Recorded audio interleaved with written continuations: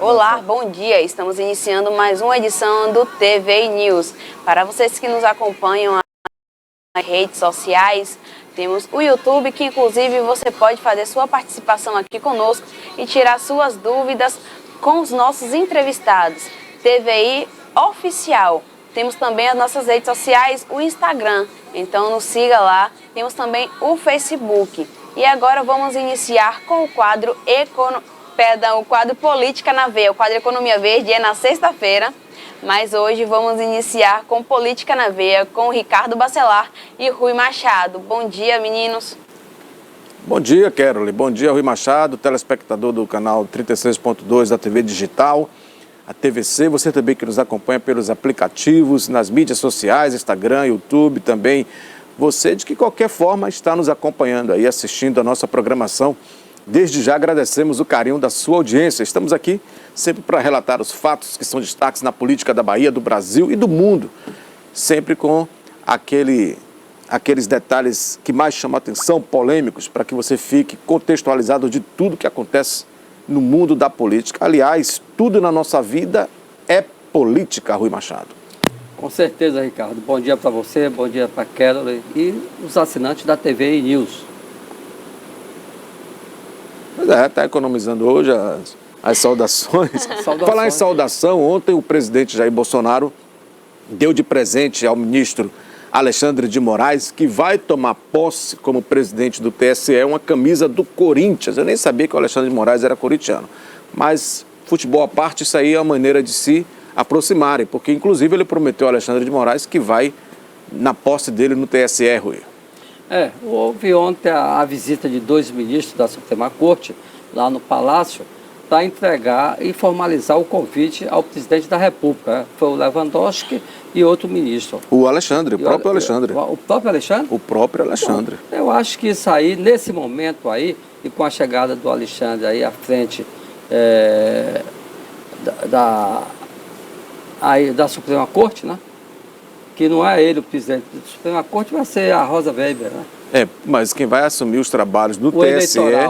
é o Alexandre de Moraes. Então eu acho que isso aí, o Bolsonaro, se não der uma daquelas dele, que ele combina uma coisa e depois faz outra, né? Se ele não chutar o balde logo depois da cerimônia, mas esperamos que não, que haja harmonia aí nesse período, 60 dias aproximadamente para as eleições, né? Que venha aí ser de paz, né? Para poder o país aí, que venha a ter uma eleição aí transparente, como todos nós esperamos, né? Que eu não tenho nenhuma dúvida sobre as urnas eletrônicas, né? Não tenho, porque foi com essas urnas que o presidente Bolsonaro se elegeu, né? Então, eu acho que não tem nada de errado, né?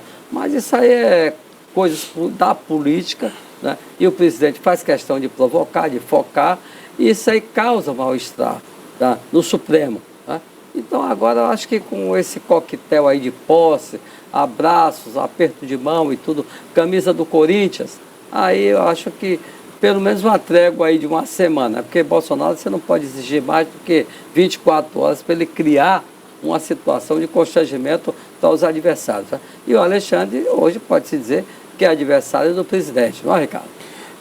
Tem que analisar, são 2 pontos aí que eu quero destacar. É o seguinte, o presidente disse que vai à posse no TSE do Alexandre de Moraes, mas o grupo mais radical do bolsonarismo já entende que não, vai criar uma agenda para ele em Minas Gerais, né, em Juiz de Fora, se não me engano, em Minas Gerais, para que ele possa participar e aí ter uma desculpa para não ir à posse do Alexandre de Moraes. Mas se ele disse que vai, ele tem que cumprir a palavra, afinal ele está em campanha, né? E o político vive de promessa, então ele tem que pelo menos cumprir essa aí de comparecer lá na posse do Alexandre de Moraes. Por outro lado, existem vários inquéritos que estão sendo presididos, relatados, muitos deles, pelo próprio Alexandre de Moraes, lá na outra casa maior, o STF, onde tem as decisões com os ministros do Supremo Tribunal Federal. E aí que está uma certa intransigência entre os dois, porque eles podem fazer esse acordo de paz momentaneamente, todavia tem processos rodando aí lá no STF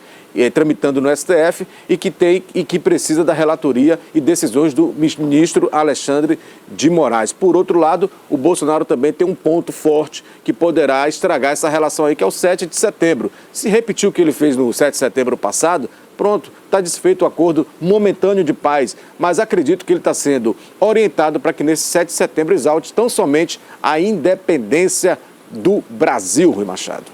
Ricardo, e acontece isso no Rio de Janeiro, né?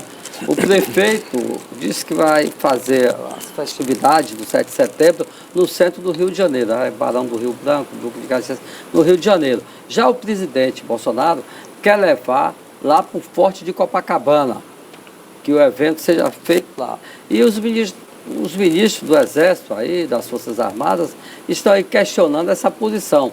Eu não sei se esse enfrentamento, tá, dividir o 7 de setembro, já que o presidente vem convocando os partidários que venham para o 7 de setembro. Eu não sei qual é a intenção, na realidade, do presidente. Se é uma festa cívica ou se não sei, uma provocação a mais, que eu acho que é desnecessário. Eu acho que tem que transcorrer em paz, porque as pessoas, a maioria, vão com seus familiares, com crianças, com esposas gestantes, com filhos no braço, para participar da data da independência do Brasil.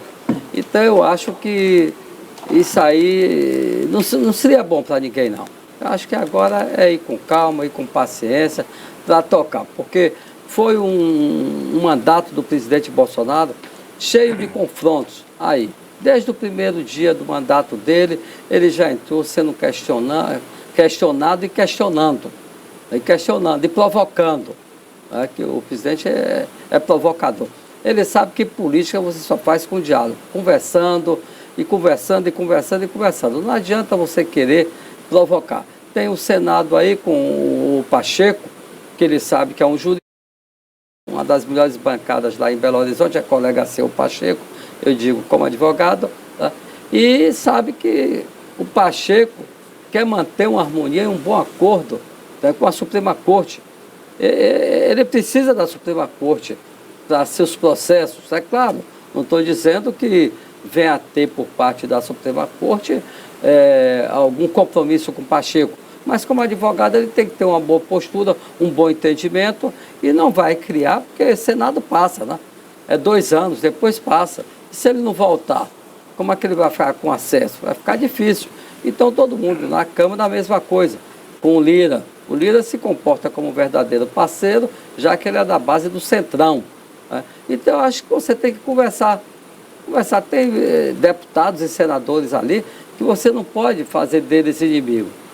Você tem que fazer deles adversários, mas inimigo não. Para que você possa dialogar, chegar a um denominador aí, para ajeitar as coisas. Você não pode chegar e estar peitando todo mundo, porque você está presidente da República. Você está em um cargo, o cargo é passageiro, né? Então, por isso você tem que ter aquele carinho até com os adversários, né? Que é na base do diálogo, como o falecido ex-presidente da Câmara e deputado federal, Luiz Eduardo Magalhães, tinha. Era amigo do pessoal do PT, saía para jantar e tomar um whiskyzinho e tudo, e mantinha o diálogo e a porta aberta. Porque tudo no Senado, tudo no Congresso, é negociações, é entendimento. Você, uma hora, você cede, outra hora você vai de encontro também aos interesses daquela pauta que você está em mãos.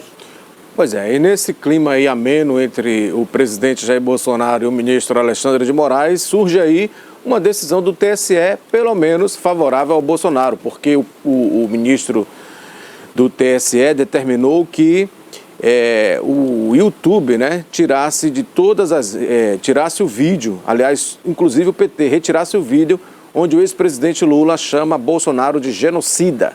A determinação saiu ontem e o YouTube tem que cumprir essa determinação, principalmente agora que são decisões que acontecem no contexto eleitoral, no contexto de campanha. O Bolsonaro, que via sofrendo revés nas decisões aí, agora teve um ponto favorável aí, porque o Lula chamou ele de genocida num comício lá, acho que em Pernambuco, não sei se foi em Campinas, e aí agora ele está sendo obrigado a retirar esse vídeo do ar. Ô Ricardo, esses ataques de Bolsonaro ao ex-presidente Lula e de Lula ao presidente Bolsonaro, isso vem acontecendo há muito tempo. O Bolsonaro também, quando se dirige a Lula, então fala do passado, de suas condenações, dos desmandos que houve no governo do PT, segundo o presidente Bolsonaro. Então, esses ataques, eu até pensei que essa política, ainda penso, que ela seja meio rasteira. Tá? Não acho que vai ser um bom nível, né? Porque, em primeiro lugar, não é o linguajar de Lula, né, de fazer uma política limpa, não é. E do pessoal que acompanha ele. Por outro lado, a direita não é flor que se cheire também. Ela apanha, mas sabe bater também. Então, são profissionais da política, né? E eu acho que a política vai ser nesse nível. Ataque em cima de ataque. A equipe do presidente Bolsonaro foi questionado como seria o comportamento da mídia agora, nesse período de eleição aí. Não, atacar, corrupção. É claro que vai bater nos pontos mais frágeis do governo do ex-presidente Lula. Isso é natural, como o presidente Lula vai bater também nos pontos frágeis do governo de Bolsonaro. E aí vai tocando até chegar o dia aí que você vai ter que colocar o dedo na máquina e apertar o sim. Né? Assim espero. Verdade. Bom, eu sei que nessa disputa aí, Lula está ganhando do Bolsonaro, sabe aonde? Nos milhões. Lula declarou mais de 7 milhões lá no registro da candidatura para a presidência da República. Bolsonaro declarou apenas 2,3 milhões de reais, Rui. Ô, Ricardo, só a casa que Bolsonaro tem na Barra da Tijuca, tá? Na zona oeste ali do Rio de Janeiro, ela deve estar uma casa aí de 5 milhões, de um condomínio fechado no mínimo, de 5 milhões. Mas você sabe que esse negócio de você negar os verdadeiros valores do seu patrimônio, isso não vem só na política, não. No meio empresarial, em todos os meios, porque com 2 milhões, você não pode nem sair candidato a vereador no Rio de Janeiro.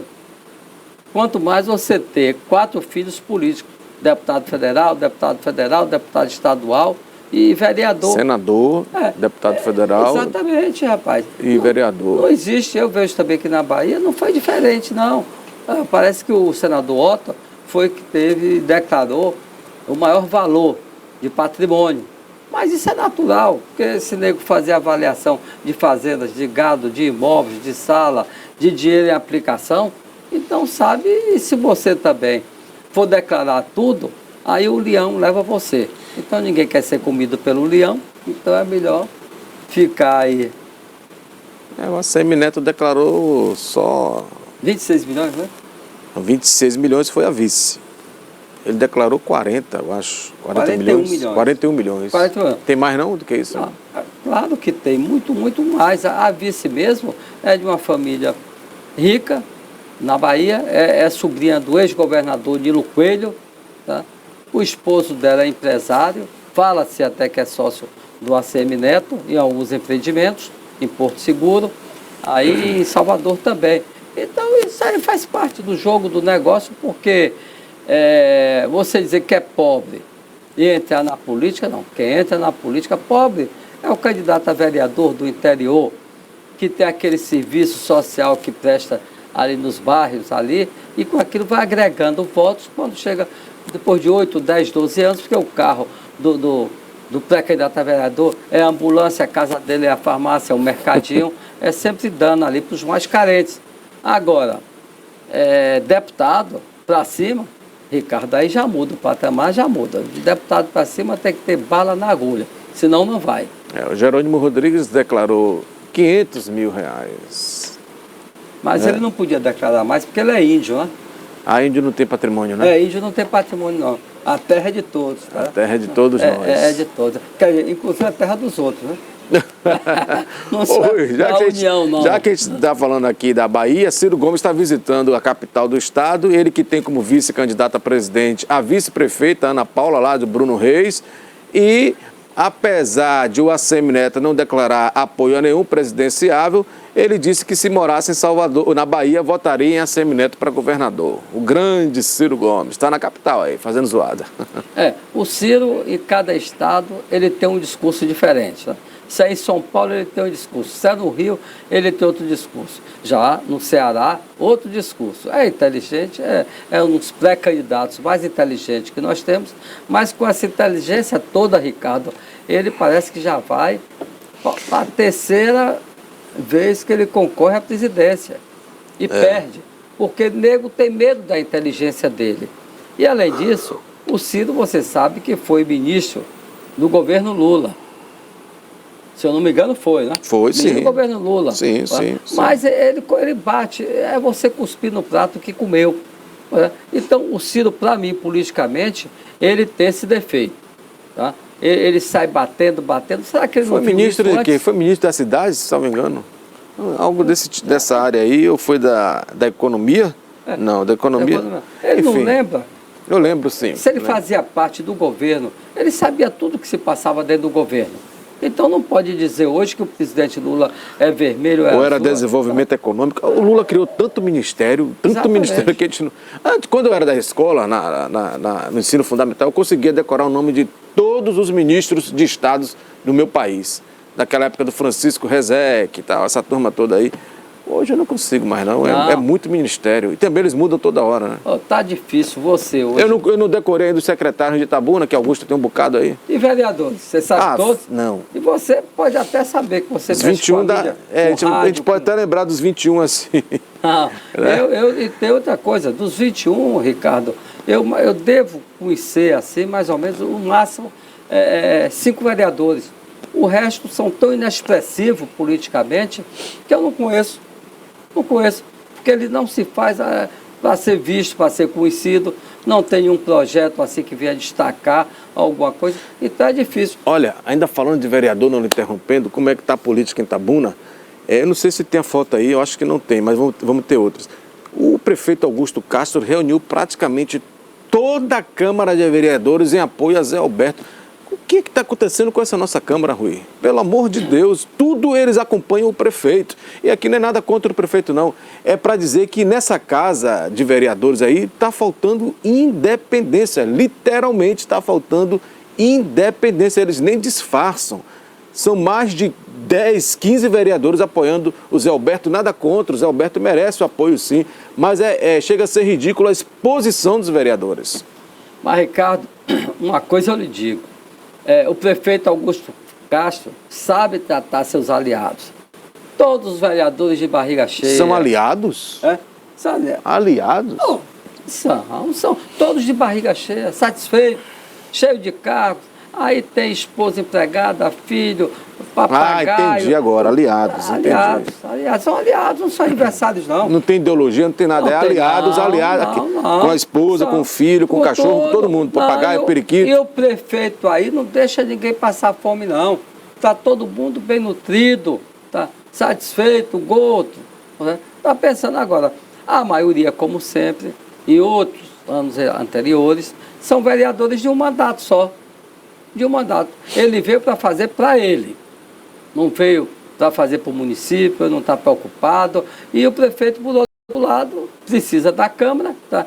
Sabe atender às necessidades e às vaidades de alguns vereadores que têm poucos independentes naquela casa, acredito que não chega ao número de 5, mas teve também vereador independente que não saiu na foto dos 10 que estava ali juntamente com o prefeito. Justiça seja feita. O pastor Francisco apoia o deputado Márcio Marinho, o Solon Pinheiro apoia o Marcelo Guimarães e Jordávio, o Francisco Márcio Marinho e estadual Zé Alberto, Arimateia, José de Arimateia, o Danilo apoia o Marconi Amaral e o menino lá, o líder de governo, Manuel Porfírio, apoia o Osni Cardoso e o Osni, esqueci o nome do outro candidato agora. Enfim, o José alguma coisa para federal, mas é Osni estadual. Então, assim, são alguns que não apoiam o Zé Alberto, mas o Zé Alberto ficou até assim, espantado de ver tanto apoio de vereador, assim, viu? Bondade do prefeito Augusto Castro. Isso aí ninguém pode falar o contrário, não. Bem tratados, observados. Tá? Então, aí, juntamente com o prefeito. Agora, vamos ver, Ricardo. Na urna, né? Na urna, porque os eleitores estão sabendo, tá? Cada um, tem a foto de cada um. nada está fazendo, porque o transporte público continua aí capenga, todos nós sabemos, tá, né?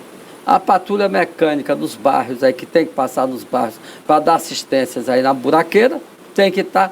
E eles estão pensando mais em pedir ao prefeito, vai lá para reivindicar para eles.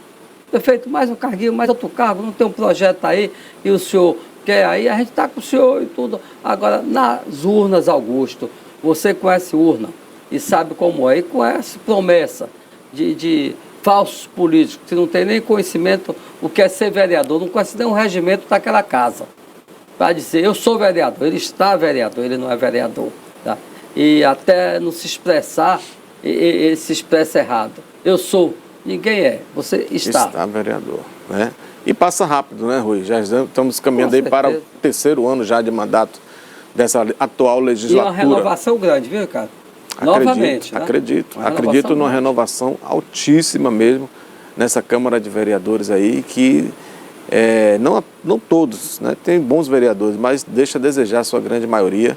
Não há discussão política naquela casa, os projetos são votados de forma assim que não há qualquer discussão, né? Não consegue, na verdade, nem ser fake, nem disfarçar a bancada do prefeito Augusto Castro. Enfim, mas aí é outro detalhe. Vamos falar de um outro assunto aqui, porque acabou o mistério, muita gente... Aliás, a gente anunciou aqui em primeira mão que o José Ronaldo, lá de Feira de Santana, declararia o apoio à ACM Neto. Ah, mas ele conversou com o Rui, por questão de cortesia, elegância. Olha aí a foto aí. Esse abraço aí selou de vez aí o acordo entre a ACM Neto e o José Ronaldo, né? Daqui a pouco a gente vai ver esse vídeo aí. Volta lá a foto do abraço lá, porque a gente vai ver esse abraço aí.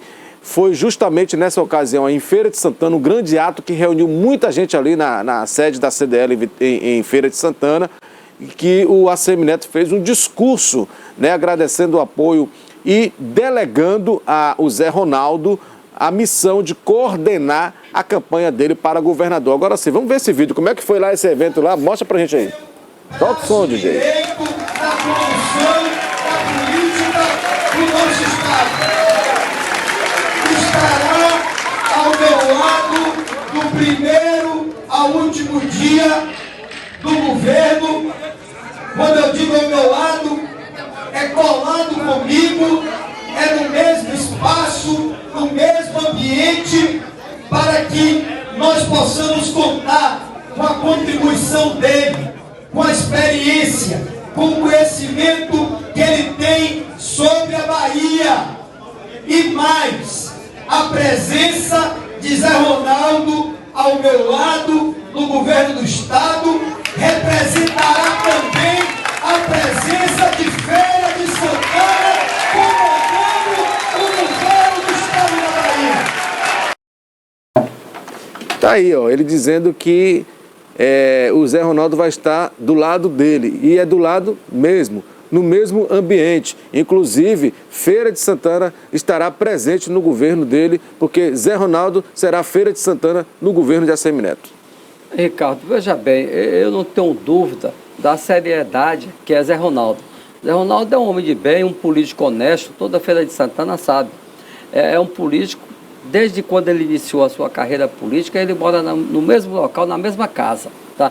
É um político sem vaidade e com palavra. Ele foi por sacrifício a eleição passada, quando o ACM Neto desistiu de ser pré-candidato ao governo do Estado e colocou ele. E ele abriu mão de a segunda maior prefeitura do Estado, que é a Feira de Santana, e foi por sacrifício. Então, Neto sabe do comportamento de Zé Ronaldo, sabe que é o número 1 em fidelidade a ele. Apenas o Neto tinha que fazer seu jogo político para poder chegar a fazer uma chapa composta aí de uma empresária de Salvador, uma senhora nova ainda, mas com tradição na política, na vida pública, através de seu esposo, tá? Através de seu tio e de seus familiares. Então, eu acho que acertou. É claro que todos gostariam de ver Feira de Santana, principalmente de ver o Zé Ronaldo como vice, não é? Porque o Neto poderia trabalhar, viajar, se ausentar do Brasil aí com a maior tranquilidade do mundo. Não é que ele perdeu essa tranquilidade, mas Zé Ronaldo, pelo conhecimento político que ele tem, Mas a chapa está feita, está composta aí dos dois, tá?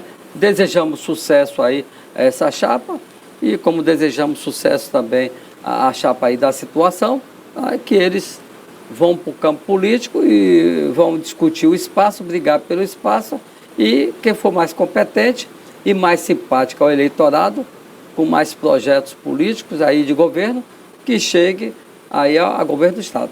Semana que vem começa a campanha propriamente dita de rua, né, em que as pessoas vão poder conhecer os candidatos e eles poderão pedir o voto diretamente indicando seus números. E o Jerônimo Rodrigues, do PT, escolheu o Litoral Sul, como eles chamam, né? Eles dividem litoral, as regiões. Escolheu o sul da Bahia, especialmente Itabuna, para estar já na primeira semana, segundo ele, numa entrevista que deu à Rádio Interativa FM na segunda-feira, fazendo caminhada na Avenida Cinquentenário. Aí tem que ver a região toda, né? Ô Ricardo, interessante, eu não sou marqueteiro não, mas eu acho que ele deveria começar a campanha dele pelo sertão, pela Caatinga, onde o pessoal é menos instruído, tá? Para quando estivesse aí com 20, 30 dias de preparo aí, ele chegar aqui no sul da Bahia. O eixo Itabuna e Ilhéus é composto aqui de universidades federal, estadual, faculdades. 2 milhões de pessoas, né? Exatamente, 2 milhões de pessoas. Ele chegaria aqui já desinibido, já mais solto, porque apesar de ter sido secretário de Educação do Estado, mas ele não sabe em frente às câmaras. A desenvoltura, né? A desenvoltura, seja jornalista, porque todo mundo é águias, são águias. Enfrentar Cinquentenário, então, tem que ser... Exatamente. Tem que estar bem preparado, né? A Cinquentenário aqui, porque Ilhéus tem o seguinte, é diferente de Itabuna. A população, os habitantes de Ilhéus é uma cidade muito fria. Tá? Itabuna não, Itabuna é uma cidade... Politizada. É politizada. A imprensa forte. Forte. E o eleitor sempre mede a capacidade do candidato com o número de pessoas que ele bota numa avenida como essa. Exatamente. Apesar de toda a militância do PT, do PCdoB aqui em Itabuna, possa ser que leve mais um pouquinho de gente às ruas, né? Aí vem um governador... Vem Itajuípe, Itapé, Barro Preto, mundo, Quaraci, Almadina, e a própria Ilhéus, né? A própria peça importante disso aqui é a presença do governador Rui Costa, que tem legado aqui na região. Eu acho que eu acho que se tiver multidão, é mais fácil o pessoal enxergar Rui Costa do que o Jerônimo. Não, no começo fica aquela... Difícil, né? É difícil. Foi o que passou no passado quando o Wagner passou o governo para Rui. Só que a inteligência do Wagner, ele pegou Rui é deputado federal, mas ele colocou ali no Serim. Ao lado dele é que atendia todos os prefeitos. Aí começou o trabalho do governador Rui Costa. Foi desenvolvendo e tornou-se... Contato direto com os prefeitos. Tornou-se um craque. Quem tinha caneta, praticamente. Exatamente. Diferente do Rui agora. Aí dá a entender que o negócio foi tão bem armado, aquele negócio do governo do Estado, através do seu governador Rui Costa, colocar uma major da Polícia Militar, uma pessoa sem conhecimento político, uma pessoa sem conhecimento na área. Não queria ganhar para Bruno Reis. Não queria ganhar. Então aquilo já, no meu pensamento, né, já havia ali, já negociações ali, como agora aconteceu. Porque ele devia ter preparado o Jerônimo como preparou o Rui, o Wagner preparou o Rui, tá? Que um excelente político. Mas ficou naquela intransigência dos acordos, né? Se era Wagner, se era Otto, porque o nome mesmo natural das conversas de bastidores, talvez não para Wagner e para Rui, seria Otto Alencar. E há quem diga até que o Rui Costa defendeu o nome de Otto Alencar. Ou foi o Wagner, não sei, enfim. Mas ficou nessa situação de que não tinha nem quem era o candidato. Aí ficou entre a Moema Gramacho, o Caetano, o Jerônimo. Ninguém aqui do sul da Bahia, diga-se de passagem, ninguém daqui não teve nenhum nome. Ou seja, ficou aquele imbróglio todo ali e deu no que deu. A Moema conhecida ali em Salvador, porque ela foi prefeita, acho, pelo 4º mandato. Lauro de Freitas, né? Ainda é prefeita, né? Ainda é prefeita, aquela região metropolitana ali de Salvador. Tá? O Jerônimo, ninguém conhecia, sabe que a pasta da educação e da saúde são duas pastas difíceis. Duas pastas técnicas, né? E você tem que ter, em primeiro lugar, a condição, que o governo do Estado venha lhe dar a condição para você administrar aquela pasta. Tá? Senão, é um fracasso. E parece que foi o que aconteceu com o Rui. Porque você administrar professores Ave Maria, é a classe que gosta mais de briga, não é brincadeira não. E precisa ter mesmo dinheiro, condições técnicas para poder administrar essa pasta. E parece que o Jerônimo, não sei. Eu acho que Na entrevista que ele deu segunda-feira na Interativa FM, o nosso colega Fábio Ferreira, ele até disse assim: um abraço aí ao prefeito Augusto Castro, nosso apoiador aí em Itabuna, ao seu vice Bebeto Galvão. Falta de conhecimento, né? Falta de conhecimento da política aqui regional, de não saber quem é o vice, quem é... Bebeto é suplente de senador. E vice em Ilhéus. E vice em Ilhéus, nossa cidade com a irmã aqui. Então você tem que estudar toda a Bahia. A Bahia tem 417 municípios, não é brincadeira não. E você, quando vai daquela região que não agrega só a cidade, ali fica em volta 10, 15 cidades, como é Itabuna, que tem muito mais em volta de Itabuna, você pelo menos tem que saber o nome da maioria dos prefeitos que estão ali presentes naquele evento, para não cometer esse tipo de gafe. Né? Isso é o quê? Assessoria. Também. Assessoria. Está colado ali o candidato no ouvido dele: olha, quem está ali é Ricardo Bacelar, quem está ali é Rui, é José Antônio. E dizer a pronúncia do nome da pessoa, para não errar também, né, Rui? Exatamente. Não chamar de outra coisa aí qualquer. É isso. Tem muito disso na política. Tem. Então a campanha começa para valer. Semana que vem não tem ainda a agenda do ACM Neto, nem do João Roma, nem do Kleber Rosa aqui no sul da Bahia. Na verdade, o ACM Neto está conseguindo um feito muito importante para ele, que é reunir os principais polos. Ele tem apoio forte em Vitória da Conquista, né, a prefeita. No extremo sul, João Roma consegue se destacar melhor por causa do bolsonarismo, mas o ACM Neto também tem uma boa colocação por lá. Aqui em Itabuna, embora Augusto Castro apoie Jerônimo Rodrigues, o ACM Neto tem uma boa... se situa bem, porque é uma tradição de Itabuna eleger a direita, essa é a realidade. Ilhéus tem a força do Marão, uma cidade importante para o Jerônimo Rodrigues, e Feira de Santana agora o Zé Ronaldo. Então, se você pegar os principais polos, o ACM Neto está levando uma vantagem. Ricardo, eu tenho um conceito político, assim, da política, é o seguinte: só quem pode falar de política, eu digo, debater política, discutir política, é quem tem mandato, ou já teve mandato, quem já passou pelas urnas. Agora, quem já passou pelas urnas 1, 2, 3 vezes, tá, e foi derrotado, aí fica meio difícil ensinar política. Agora nós já podemos falar de política pelo seguinte: você já teve mandato, eu já tive mandato. Então, nós fazemos também televisão, você faz rádio, faz jornal. Então, você tem um conhecimento político, acompanha a política do dia a dia. Itabuna agora, depois do falecimento do nosso querido ex-prefeito Fernando Gomes, então começa a surgir já rumores, é aquele ditado: rei morto, rei posto.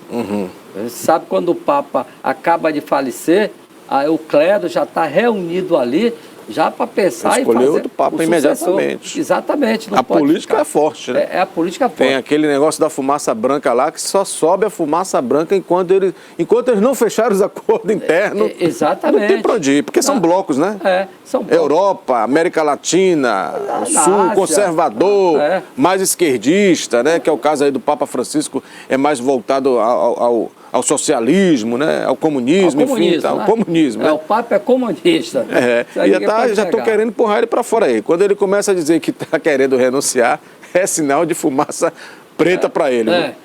Então, voltando ao meu raciocínio aqui... Sim, Rui. O ex-prefeito Fernando Gomes. Aí já começa, não? Quem é que vai dar o espólio do ex-prefeito Fernando Gomes? Quem é? É a família? Tá? Quem é? São as pessoas que têm mandatos em Itabuna? Aqueles que já tiveram mandato em Itabuna? Então, é muito cedo, porque, em primeiro lugar, nós vamos passar por essas eleições agora, de presidente, governador, senadores e deputados, para depois do carnaval, porque tudo no Brasil começa depois do carnaval, aí você dá para conversar como é que vai ser, o que vai ser. Agora, o que não dá certo é você, quem é derrotado, sempre foi derrotado na política, ensinar política. É verdade, viu, Rui? É verdade. É muita coisa para se falar da política aqui na nossa região, no sul do país, né? Nós estamos ainda aí vivenciando essa semana em que foram liberados os benefícios, né, da Bolsa do auxílio emergencial, dos caminhoneiros, taxistas e tantos outros. E a expectativa é como virão os números nas próximas pesquisas, que até então aqui tem apontado já um empate técnico entre o ex-presidente Lula e o presidente Jair Bolsonaro. E os estados também vão dar o tom nessa disputa aí. Por exemplo, lá em Goiás, o Caiado disparou de vez, né? O agronegócio, evidentemente, que tem um apoio mais para o lado do presidente Jair Bolsonaro. São Paulo, a disputa acirrada lá, também o Bolsonaro está com uma leve vantagem, porque eu acho, não sei, vai beneficiar o Tarcísio. Na última pesquisa divulgada hoje, o Haddad tem 34% e Tarcísio e Rodrigo Garcia, atual governador, empatam em 14%. Eu acho esses números muito baixos aí. Tanto Muito baixo, Tarcísio, né? A inddecisão, do Rodrigo, né? Não é? A indecisão. Você vê que o Haddad estagnou. Estagnou e tende a diminuir, né? Exatamente, chegou no máximo. Eu acredito que a polarização, o Rodrigo é muito capacitado. Sim. Eu vi o último debate dele. Preparadíssimo. Preparadíssimo. Ele vem dentro ali do governo de São Paulo, prefeitura de São Paulo, já há várias gestões, já foi secretário de várias pastas e tem um conhecimento da capital e tem um conhecimento do interior. Agora, o fato de Tarcísio ter sido ministro e São Paulo é onde concentra-se o maior agronegócio do país, por ser o estado mais rico do Brasil, acredito que esses índices do Bolsonaro vêm ajudá-lo muito aí nessa subida de pesquisa. Agora, como lá vai ter segundo turno, né?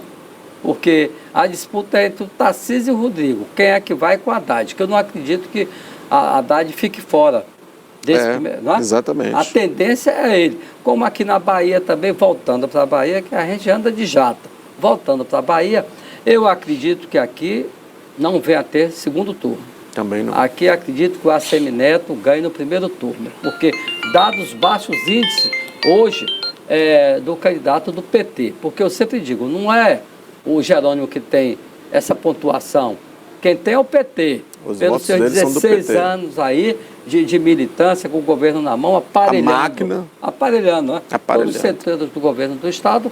Então eu acho que aqui é primeiro turno. E como também a nível de Brasil, eu acredito que os dois pré-candidatos a presidente aí vão para o segundo turno, que é o Luiz Inácio Lula da Silva e o presidente Bolsonaro. Acredito que ambos vão, não existe terceira via, só existe na terceira via na cabeça de um jornalista aqui de Itabuna, né? Quem é? Que bate, nosso amigo Marcos Vence, né?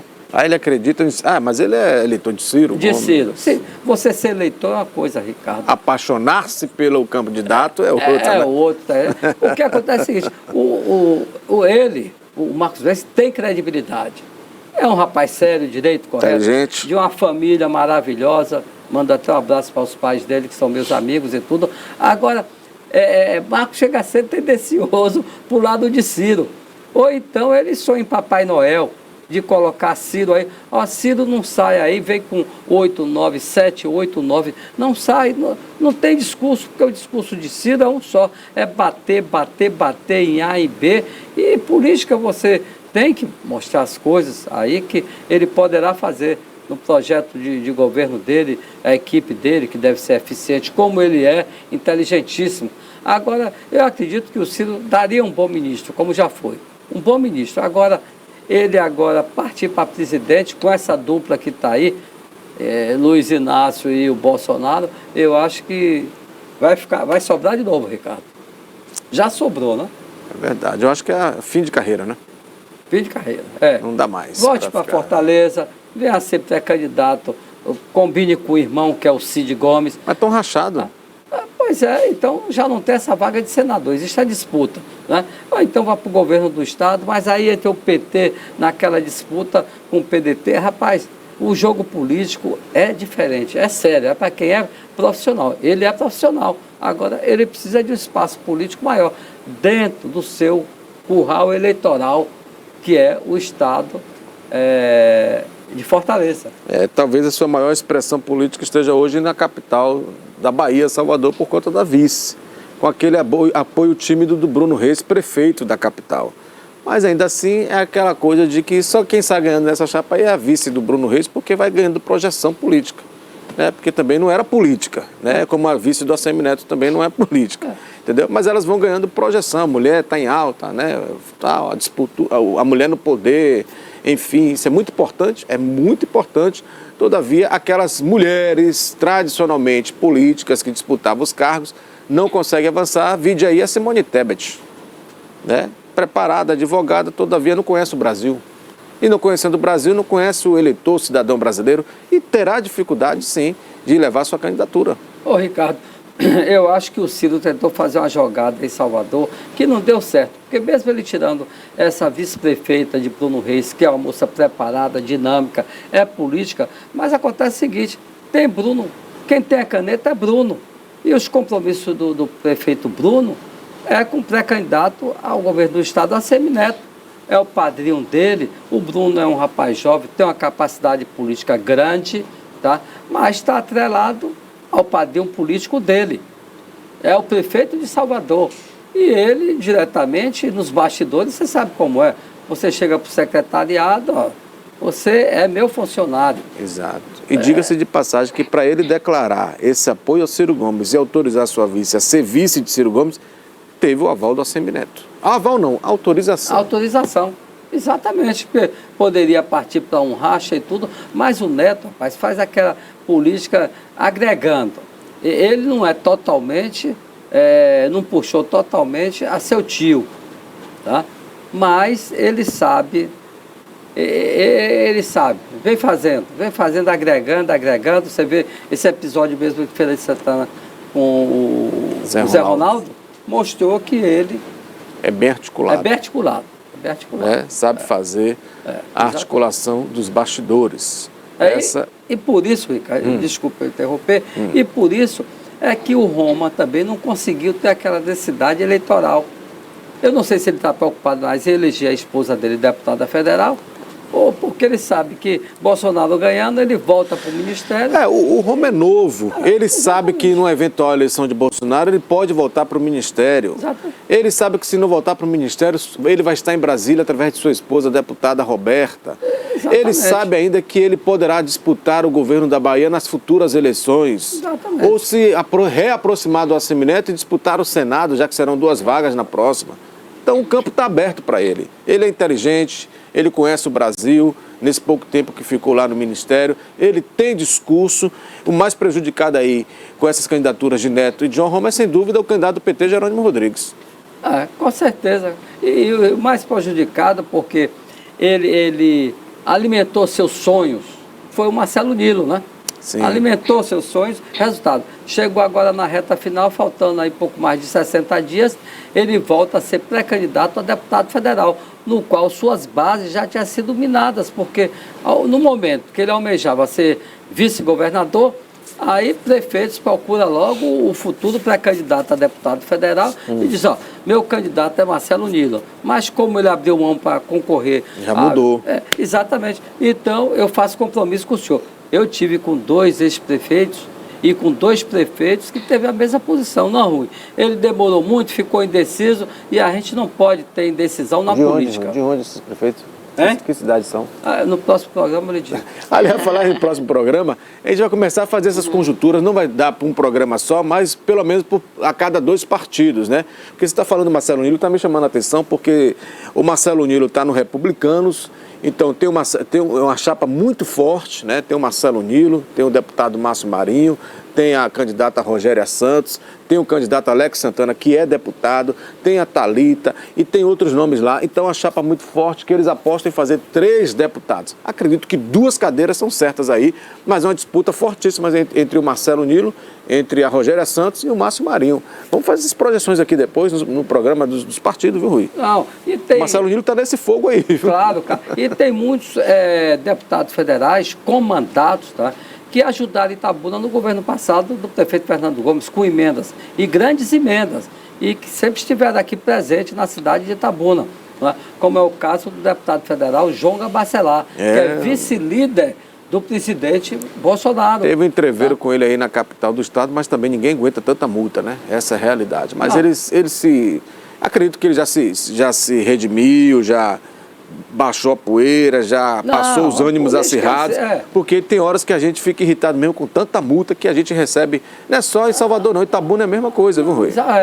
Todas as cidades hoje. Todas as cidades. Do Brasil, não me refiro só à Bahia não. São Paulo está de um jeito que você sai ali do centro de São Paulo, ou quem mora ali em Ibirapuera, ali pela Aclimação, Liberdade, para ir para o aeroporto de Congonhas, você pega a 23 de maio, ali, que é uma pista bem grande e o fluxo rodoviário é demais, aí a multa, rapaz, você não pode andar ali. Se você passar de 40 ou 50, quando você chega no aeroporto, você de Congonhas, que é bem próximo, você está com 3, 4 multas. Então é a fábrica de multas que tem hoje no Brasil. Você vai daqui para... E não é só municipal não, estadual também. Você vai daqui para Salvador, antes ficava aquela disputa, eu gasto 5 horas, eu gasto 6 horas, eu faço em 4 horas e meia. Hoje todo mundo chega em Salvador em quase 7 horas. Porque, meu amigo, o que tem de radar nessa pista, e passagem de avião tá caro, né? Mas, Ricardo, olha, não é fácil não, viu? Existe um ditado que diz que você só educa o brasileiro pelo bolso. E eu acho que isso é verdade, porque há uns 8 anos, quando eu ainda podia dirigir, eu ia sempre para Salvador, semanalmente, e sempre atrasado, né? Aí, uma certa época, eu vendi o carro que eu tinha, o rapaz comprou, pagou, uma semana depois ele procurou, falou, seu Rui, tem aqui, isso tem 8 anos. É aquela Mercedes? Mais ou menos. Eu paguei, naquela época, R$ 1.800 de multa. Só de multa? De multa. Naquela ponte ali, no trajeto. Que não eram os preços que são hoje. Se fosse atualizar aí... Na ponte do Pontal para Ilhéus. Aí me eduquei, pronto. Aí comecei a andar com cinto, a respeitar a quilometragem, tá? Porque os quebra-mola daqui da região não tem pintura, né? Não tem não. Você só vê quando passa que quebra o pescoço. Depois você percebe que era um quebra-mola. É isso aí, Ricardo. É terrível, né? Olha, diga, Caroline. Vou entrar um pouquinho no assunto de vocês. Já que vocês estavam falando aí, né, de ACM Neto, o Rosenberg, se não me engano, Rosenberg Pinto, ele que é deputado, né, e líder do governo, da Assembleia aqui Rui Costa. da Bahia, ele andou criticando aí o ex-prefeito de Salvador, né, o ACM Neto. Ele falou que as obras feitas aqui na Bahia, na verdade, porque a ACM Neto ele estava muito falando sobre, enquanto ele ali, prefeito de Salvador, que ele fez muita coisa. Sim. Mas aí o Rosenberg, ele veio falando, epa, pera lá, quem fez muita coisa, na verdade, foi o Rui. O que você acha? Realmente teve... E ele ainda falou assim, que o ACM Neto estava começando a ficar com medo das urnas. Você acha que isso realmente está acontecendo? Não. É discurso de oposição. Na realidade, o governo foi paralelo, o governo do estado e o governo municipal. O Neto foi o segundo maior gestor da capital. Isso ninguém pode te dar os méritos dele. Tem capacidade, tecnicamente, tem conhecimento da grande Salvador, que Neto sempre militou dentro de Salvador. Dentro de Salvador. Então, ele fez várias obras, ele transformou Salvador. Depois do avô dele, ele deu continuação. E o governador Rui Costa, muito inteligente, também trabalhou muito na capital. Trabalhou muito na capital. Então, foram 2 governos. Salvador ganhou muito. Porque sabe que é o reduto do ACM Neto, que 2 vezes prefeito e fez o sucessor. Exatamente. Então ele tinha obrigação de focar... Em primeiro turno. Então ele tinha obrigação de focar na capital do estado. Exatamente. E paralelo a tudo isso, Rui, eu vou mais além, né? Os grandes feitos na capital do estado é também reflexo dos governos federais, tanto da Dilma, do último mandato, e com o Temer, e do atual Jair Bolsonaro, porque você não consegue fazer grandes obras como de metrô e outras sem a intervenção do governo federal. O apoio federal. Agora, se destaca que o que Rui Costa difere do ACM Neto é a questão do interior do estado. Aí sim a questão dessas policlínicas, hospitais que ele construiu, que eram um grande déficit, ainda é, na Bahia, na questão de saúde. Mas também não dá para comparar os 16 anos que estão aí, né, com 16 anos da época do Antônio Carlos Magalhães. É muito diferente do Paulo Souto e César Borges. Era outra realidade, era outro contexto. Até porque Lula, ao invés de construir hospitais, construiu estádios. Não, Exatamente. Agora tem o seguinte, você vê a obrigação do governador Rui Costa, dando continuação aí. É assim, a Bahia tem 417. Ele não só arrumou Salvador também, o governador Rui, como 416 cidades. Todas as cidades, por mais que fosse pequena, ficou a marca dele. Era uma viatura, era uma ambulância, era um calçamento, uma policlínica, uma rodoviária. Aquele DISEP, né? Exatamente, não. O grande desafio para os candidatos ao governo da Bahia hoje se chama segurança pública. A Bahia está entregue. Todo dia você tem notícia de troca de tiros na capital do estado, da violência no interior do estado. Faltou investimento, o governo federal mandou 90 milhões de reais para a segurança pública na Bahia e somente agora o governador Rui Costa decidiu fazer alguma coisa. E diga-se que não é tanta coisa assim, que é só uma aparência, porque a segurança também tem aquela questão de sensação. O cidadão quer sentir uma sensação de segurança. Então o que ele está fazendo? Trocando a farda dos policiais militares, vai mudar de cor, né? Alguns já mudaram aí na Bahia, e as viaturas que receberão novas cores, vão deixar o tradicional azul para ter novas cores nas viaturas. A única mudança e outro investimento importante aqui eu tenho que destacar e elogiar, que são as câmeras de reconhecimento facial. Ricardo, mas a polícia não precisa de farda bonita, né? Precisa de dinheiro, de bom salário. Um bom salário primeiro. E efetivo, né? São pais de contingente família, policial. São pais de família que saem pela manhã de casa sem saber se volta, que pode ser morto pelo marginal. Ou seja, precisa, em primeiro lugar, um salário decente, porque tem duas classes do Brasil que é terrível, tá? Não são reconhecidas, que é a educação, os educadores, com um salário baixo, tá? E os policiais. Agora, viatura tem que ter, mas para ter viatura, governador, tem que ter gasolina, tem que ter combustível também, e tem que ter bala, tem que ter... Tem policiais que andam ali com 5, 6 balas aí, todas velhas. Aí, porque não tem, então há um fracasso. Deixa eu lhe contar um detalhe. Você está vendo aí essa mudança de uniforme, mas o policial tem que comprar o coturno dele e pagar. Oh, meu Deus. Não é o Estado que dá, não. Ganha, né? Não é o Estado. Não se iluda, o Estado não dá o fardamento a policial. Ele dá a primeira, mas a segunda você tem que comprar. Porque o policial também não vai ficar trabalhando com uma farda e um coturno. Uma operação dessa aí já... Debaixo de um sol quente. Exatamente, e tem policiais que chegam a passar uma semana aquartelado nos batalhões porque ele está cumprindo ali a escala dele, né? Principalmente as especializadas. Ele não vai hoje de manhã e volta à noite para casa, não.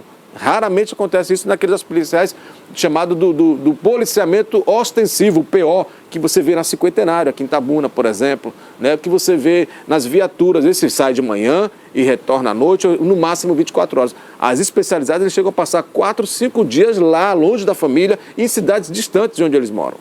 Eu acho que a Polícia Militar deveria, esse efetivo que fica ali dentro do batalhão, às vezes até vai deitar ou faz o exercício, aquilo, deveria ficar em cada ponto da cidade.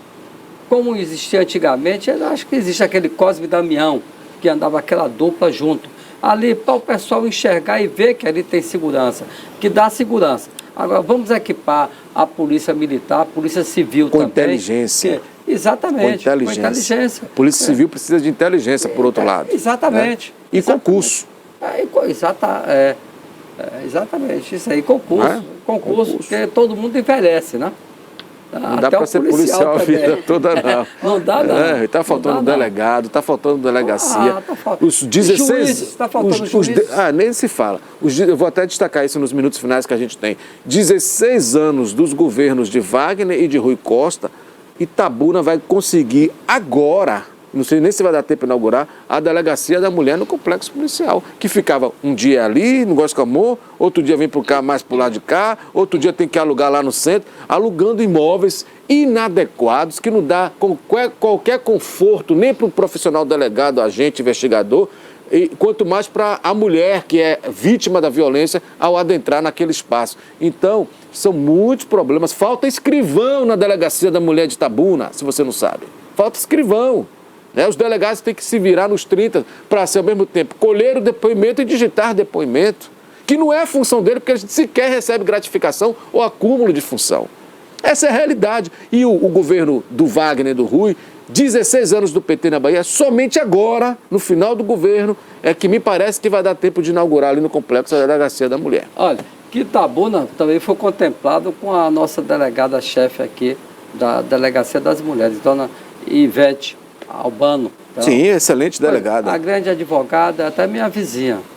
Tá? E uma excelente pessoa, dinâmica, séria, correta. A filha é delegada, né? Outra é Também. médico, o filho é médico. Exatamente. O marido, um abraço para o Renato aí, um abração para você, Renato. É isso aí. Hoje é 11 de agosto, dia do advogado, essencial para a justiça, como está escrito lá no Estatuto da Ordem e também na lei, né? O advogado é essencial à justiça, na Constituição, inclusive. E você sabe que a grande dificuldade dos advogados hoje é ter, sem dúvida, a prestação da justiça no que se refere ao atendimento, porque muitas das vezes o advogado está mendigando, ou parece estar mendigando para o juiz do outro lado de lá acha que também não tem tanta culpa assim porque está abarrotado de processo, mas está abarrotado de processo porque não tem vara porque não tem juiz. A Bahia tem um déficit enorme de juízes, de magistrados, que hoje também é dia do magistrado, tem um déficit enorme de magistrados.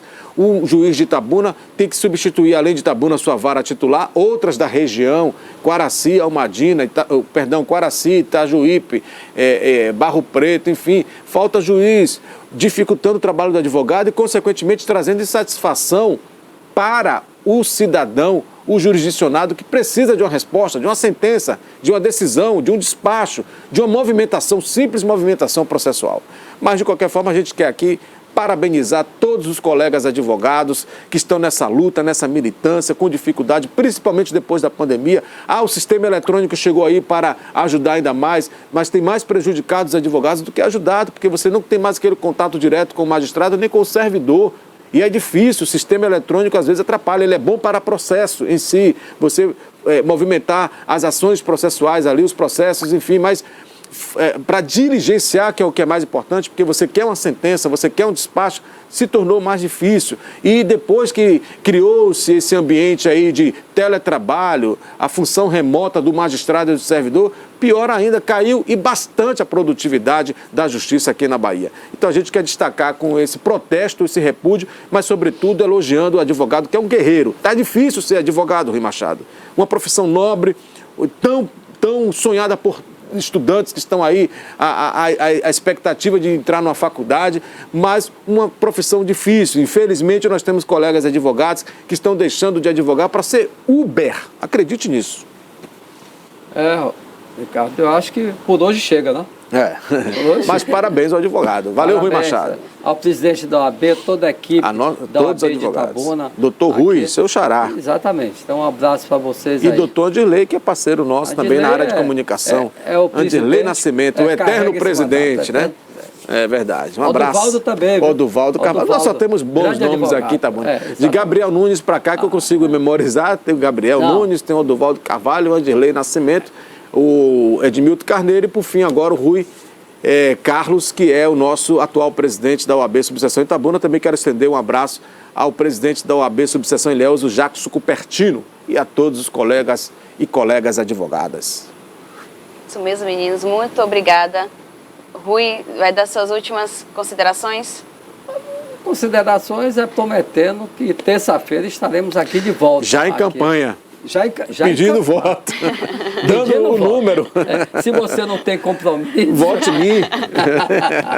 Para continuar aqui. Para continuar aqui. Cara, um abraço para você, um bom final de semana. Para Ricardo também Bacelar, nosso companheiro. E terça-feira estaremos aqui novamente. Verdade. Isso mesmo. Um abraço, meninos. É sempre um prazer ter vocês aqui.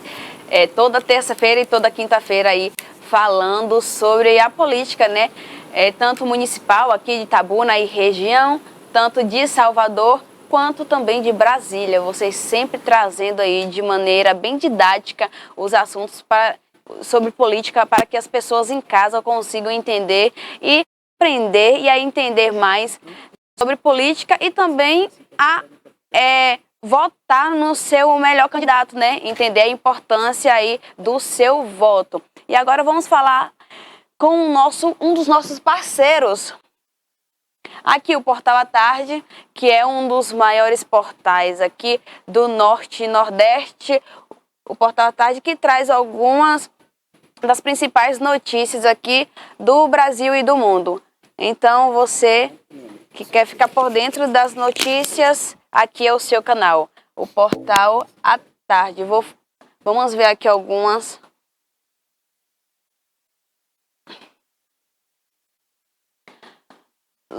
Aqui é um dos destaques que o Portal à Tarde traz, né? Aqui pra gente. Lula usa colete à prova de bala em caso de atentado. O conturbado momento político com acirramentos das tensões em ano eleitoral fez a campanha do candidato do PT à presidência da República, Luiz Inácio Lula da Silva, adotar medidas de segurança para protegê-lo em caso de atentado. Uma delas é o uso de colete à prova de balas em todo evento público. A informação é da coluna de Guilherme Amado no site Metrópolis. Então aqui é um dos destaques aqui que você vai ver no Portal à Tarde.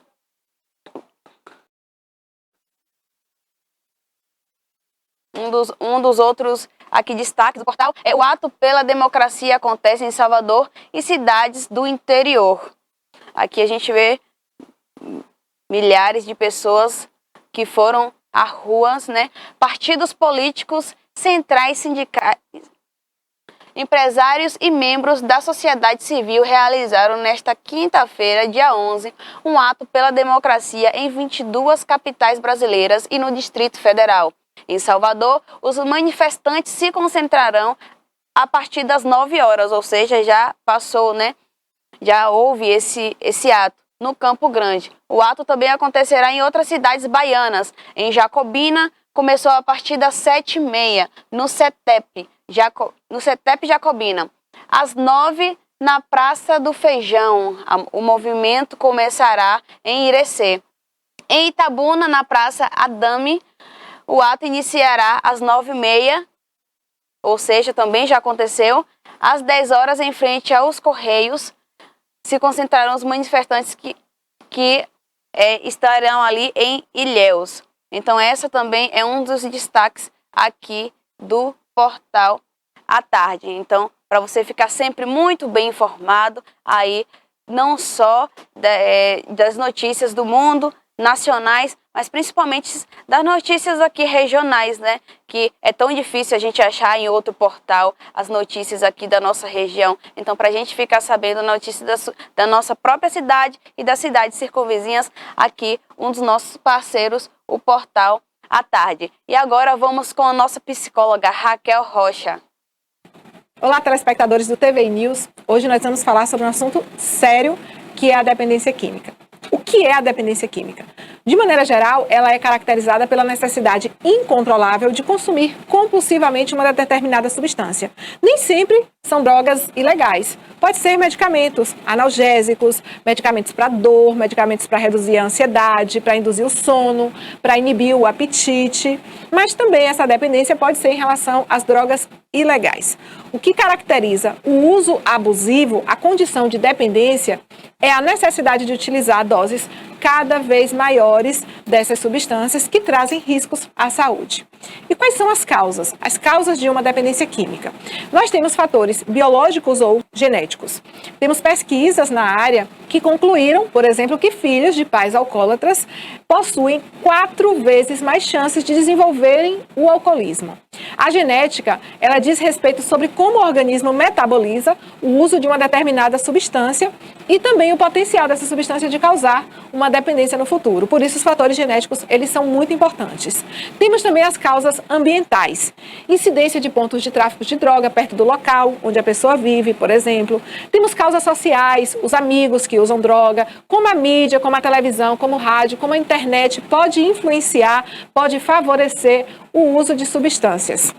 E temos aqueles fatores psicológicos, personalidades impulsivas, pessoas que têm uma dificuldade no autocontrole, pessoas que não conseguem controlar a agressividade, elas também predispõem uma maior probabilidade a o sujeito se tornar um dependente químico.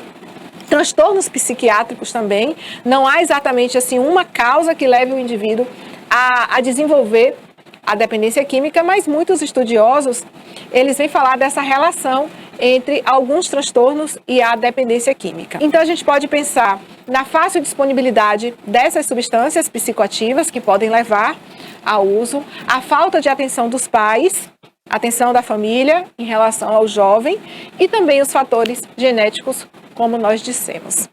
A abstinência, o que é a abstinência?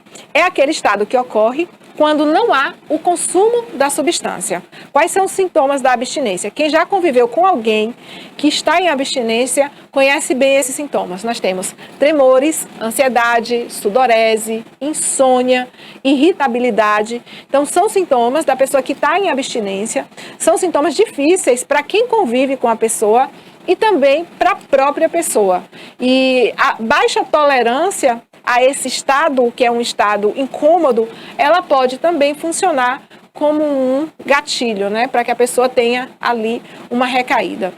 O que eu posso falar sobre o uso de substâncias é que ela traz muitos prejuízos à saúde, prejuízos sociais, às relações familiares. Não é só o sujeito que sofre.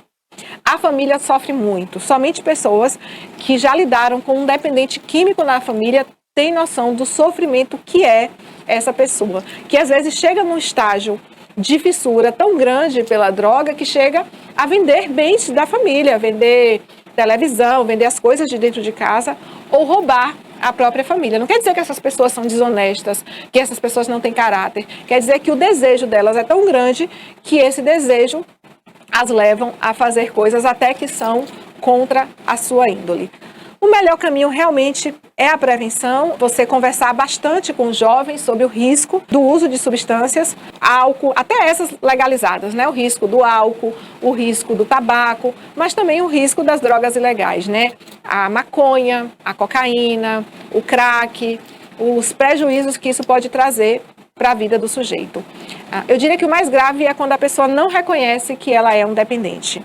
Na minha experiência clínica, é quando traz um prognóstico realmente desfavorável, é quando aquela pessoa chega porque um familiar insistiu que ela fosse para terapia, mas ela não reconhece o seu grau de... Ela não se reconhece como um dependente químico. Então, isso é bem complicado. Mas uma vez que você percebe que você tem problemas, que você está numa situação de dependência, eu diria que não importa quanto tempo você está dependente daquela substância, esses 5 anos, 10 anos, 15 anos, há sempre chance de você sair, você recomeçar a sua vida do zero, caminhar cada passo do seu caminho sem precisar de nenhuma substância para seguir adiante, até porque o que essas substâncias fazem é te tirar do teu caminho, é te atrapalhar e te trazer pessoas são desonestas, que essas pessoas não têm caráter. Quer dizer que o desejo delas é tão grande que esse desejo as levam a fazer coisas até que são contra a sua índole.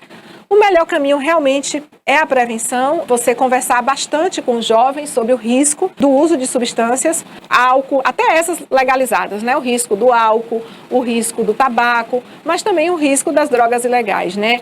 A maconha, a cocaína, o crack, os prejuízos que isso pode trazer para a vida do sujeito. Eu diria que o mais grave é quando a pessoa não reconhece que ela é um dependente.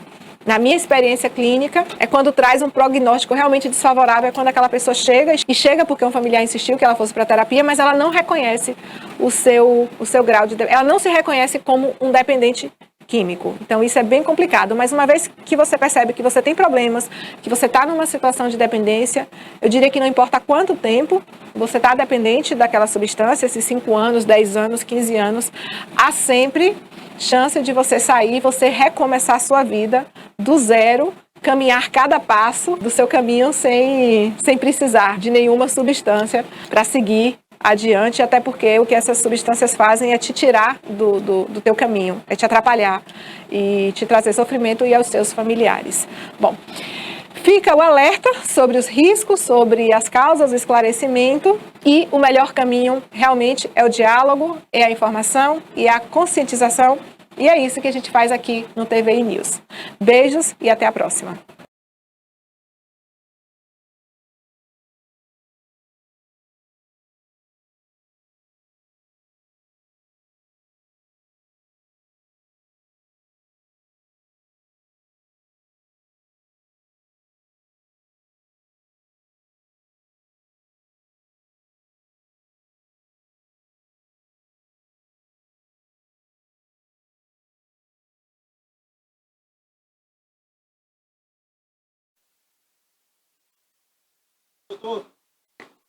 Auxílio Brasil de R$ 600 será pago nesta quinta-feira com o NIS Final 3. Vale Gás também é liberado. Então, para você aí que é cadastrado e aí não esperando, né, receber esse auxílio de R$ 600 do governo, você que tem o número NIS aí, o final 3, então você começa a receber a partir de hoje. Será pago nesta quinta-feira a parcela de agosto do Auxílio Brasil aos beneficiários que têm o número de identificação social, que é o NIS, no final 3. A liberação do pagamento teve início nesta terça-feira, no dia 9, para todos os beneficiários com o NIS final 1. Os demais grupos receberão os pagamentos até o dia 22.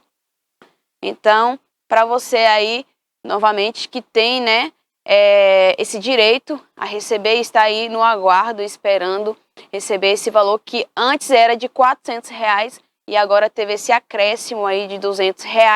Então, você que tem o seu NIS, aí o número no final do seu NIS for o número 3, você já pode estar aí indo na caixa, né, para receber essa quantia, nesse valor aí. E vamos dar mais uma outra notícia.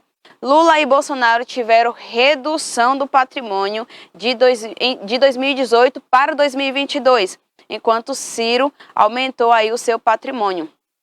Os patrimônios dos candidatos, o ex-presidente Luiz Inácio Lula da Silva e também o atual prefeito Jair Bolsonaro, caíram de 2018 para 2022, se considerada aí a inflação nesse período. Entre os presidenciáveis deste ano, que também disputarão aí o pleito, que disputaram o pleito em 2018, Ciro Gomes é o que até agora teve o maior aumento de patrimônio em 29,1%. Os dados constam da declaração de bens que os candidatos apresentam à Justiça Eleitoral e são disponibilizados no Divulgacan de Contas, que é a plataforma disponibilizada pelo Tribunal Superior Eleitoral. Em 2018, Lula declarou um patrimônio de 7,9 milhões, o que em valores corrigidos pelo índice do IPCA, que mede a inflação, equivaleria ao algo aproximado a 10,1 milhões hoje em dia. Neste ano, o ex-presidente declarou bem menos aí uma soma, né? Que é 7,4 milhões, uma queda de 7,6% em valores nominais aí de 30% em valores corrigidos pela inflação. No caso de Bolsonaro, a queda foi menor. O patrimônio que atualmente o presidente declarou à Justiça Eleitoral é levemente maior que o de 2018, em valores nominais, 2,28 milhões nas eleições passadas e 2,31 milhões neste ano. Quando os valores são corrigidos pela inflação, porém, o patrimônio teve uma queda de 25,4% no mesmo período. Até o momento, o candidato à presidência da República que declarou o maior patrimônio à Justiça Eleitoral é Felipe Dávila, do Partido Novo, que é 24,6 milhões. A seguir, os valores aí dos candidatos. O Lula, ele vai ter mais ou menos, né, um pouco mais de 7 milhões. O Jair Messias Bolsonaro, 2 milhões. O Ciro, 3 milhões. Simone Tebet, 2 milhões. Felipe Dávila, 24 milhões. Pablo Marçal, 16 milhões. Sofia Manzano, 498 mil. Leonardo Péricles, 197 mil. A Manzano tem 498 milhões. Leonardo Péricles, 197 mil. E Vera Lúcia, 8 mil. Não necessariamente os valores estão fechados, é mais um pouco aí desse valor, mas é só para a gente ter uma base dos valores de cada um aí dos concorrentes à presidência aí da República. Lei em Belém proíbe nomeação de agressores de mulheres a cargo público. A cidade de Belém sancionou nesta quarta-feira uma lei que proíbe que homens com histórico de agressão contra mulheres sejam nomeados para ocupar cargos públicos.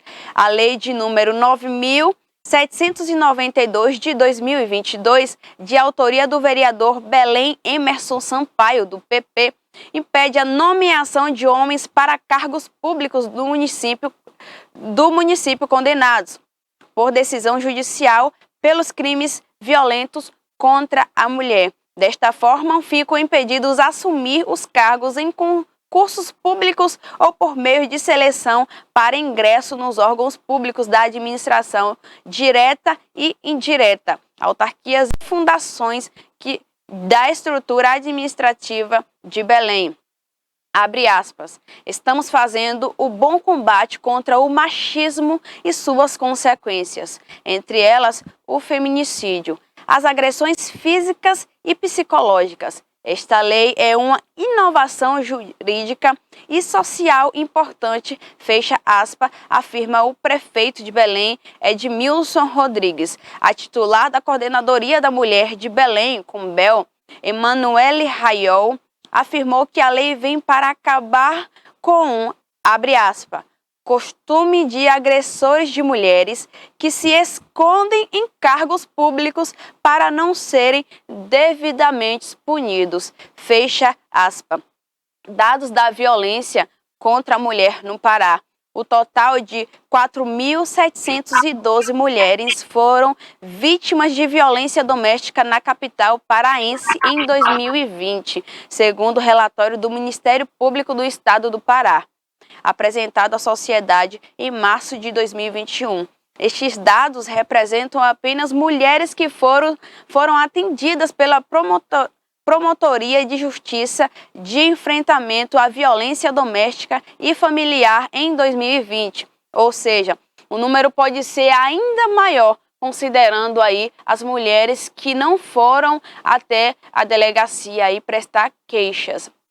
Essa é uma lei bastante importante, que eu acredito que ela já deveria estar em vigor não só em um estado, mas sim em todo o país, porque as pessoas que são eleitas, né, que estão lá no governo, elas acabam governando para elas próprias, criando leis e voltando em leis que vai beneficiar a eles próprios. Então, com essas leis, as pessoas que tiverem, os homens que tiverem aí já ocorrências de agressões físicas contra a mulher, ele será impedido de se candidatar, que é muito plausível aí esta lei e que inclusive tomara que não só o estado do Belém do Pará, mas todo o país consiga aderir, né, esse projeto de lei e que se torne obrigatório aí lá em Brasília essa lei, para que se torne, na verdade, obrigatório que as pessoas que venham, os homens que venham se candidatar, né, eles não sejam mais um aí que está nesse patriarcado, né, nessa cultura estrutural que vem de milhares e milhares de anos. Estamos em pleno século XXI e não cabe mais isso, né? Um país do tamanho do Brasil, com a potência que o Brasil é, com 4 mulheres sendo mortas, violentadas, estupradas a cada hora, a cada dia. São mais de 144 mulheres no dia. É um absurdo e é um valor muito grande. 144 mulheres em um dia aí sendo agredidas. E o índice aí de feminicídio, ele acabou diminuindo durante esses últimos meses, porém o índice de agressão, ele acabou aí crescendo muito mais. Perdoe a redundância, mas é justamente para ter esse impacto de muito. Estamos em pleno século XXI e essas coisas, com internet, com tanta evolução, esse índice, a gente não pode mais aceitar esse índice tão alto aqui no Brasil de homens que agridem mulheres e que nada é feito. Eles agridem justamente porque eles sabem que a lei não vai fazer com que ele pague pelo aquele ato. Ele sabe que as leis brasileiras, elas não são, como é que eu posso, rígidas, suficientes. Ela não tem a rigidez suficiente aí para que as pessoas, os homens que agridam mulheres, eles cumpram realmente aí, eles sejam realmente penalizados como deveria, né? Há muitas brechas, principalmente se o homem for branco. O fato dele ser homem, ele já ganha muita coisa na frente da mulher, e a gente sabe disso, e não é mimimi. Se você que está me assistindo está falando que eu estou falando isso porque eu sou mulher, mas não é mimimi. Eu, justamente por ser mulher, eu posso falar isso com tanta autoridade. Os homens, ele por ser homem, ele já nasce privilegiado. Se ele for branco e rico, então nem se fala. Parece que realmente essa classe, né, esse biotipo está acima da lei, porque nada acontece com esses homens. A gente teve o caso do médico que foi filmado, foi gravado e foi mostrado para o Brasil e para o mundo o ato ali, ele estuprando uma mulher grávida que estava dando à luz em um dos melhores momentos ali da sua vida, o momento mais lindo da vida dela, que hoje ela está, inclusive, traumatizada, porque ela sabe que aconteceu isso, né? E, inclusive, vieram outras mulheres falando aí, denunciando que também poderia ter passado por o mesmo trauma que esta mulher passou. E hoje, o homem branco, médico rico, está solto. E ele tem 6 meses ainda, né? Porque ele nem foi expulso ainda perdão que me falhou a memória aqui, que é o Conselho Regional de Medicina do Rio de Janeiro. Ele nem foi expulso ainda porque precisa, vai empurrando com a barriga até a população, em outras palavras é isso, vai empurrando com a barriga até a população esquecer, até a vítima esquecer, mas a vítima nunca vai esquecer, vai ficar para sempre aí na memória dela esse ato cruel, desumano que esse homem teve a capacidade de fazer. Então é muito lamentável, né? Esses números aqui no Brasil. Eu espero que isso mude, porque nós mulheres precisamos nos sentir livres e seguras para sair na rua. A gente não queremos mais sentir não queremos mais sentir aquele incômodo de sair sem saber se vai votar. Eu acredito que pela violência do mundo e do Brasil, todo ser humano ele acaba sentindo isso, mas nós mulheres, você coloca aí, triplica, multiplica essa sensação de insegurança, de que pode acontecer alguma coisa com a gente e nada vai ser feito, de que poderemos ser, daqui a algumas horas, poderemos ser mais um número, mais uma estatística. Então, eu clamo que um dia nós mulheres aqui no Brasil consigamos aí sair de casa com aquela sensação, uma sensação de mais segurança, de mais tranquilidade. Espero que as leis brasileiras, que as pessoas que estejam ali no poder olhem por nós, por isso que precisamos, mulheres, colocar mulheres no poder, para que essas mulheres, elas governem para nós mulheres também. Entendeu? Porque enquanto só homens estiverem no poder, eles vão governar para eles mesmos. Então precisamos de mulheres no governo para que a gente pelo menos deduz, né, que isso irá acontecer, que essas mulheres, elas governem para nós mulheres, façam leis que nos protejam, que não queremos ser melhores que os homens, mas queremos ter direitos iguais e ter a sensação de liberdade igual a que eles têm. Então, parabéns aí ao Pará, ao responsável por essa lei. Espero que ela realmente entre em vigor, espero que seja um espelho para todo o Brasil. E agora vamos falar com o Gustavo, ele que está em Vitória da Conquista. Gustavo, qual é o tempo aí, Gustavo, como é que tá? E desde já, parabéns, né, que hoje é dia do advogado. É isso. Bom dia, Carol. Bom dia a todos os nossos assinantes da TV News, do canal 36.2. E eu acho, agora sim, agora eu vi que eu estou me ouvindo. A gente, para responder do tempo, eu até poderia mostrar aqui como está bonito, mas é falsa impressão. Acordamos hoje com a temperatura entre 14 e 15 graus. E só começou a esquentar agora, viu? Mas está aquele solzinho diferente em todo o Brasil. A previsão.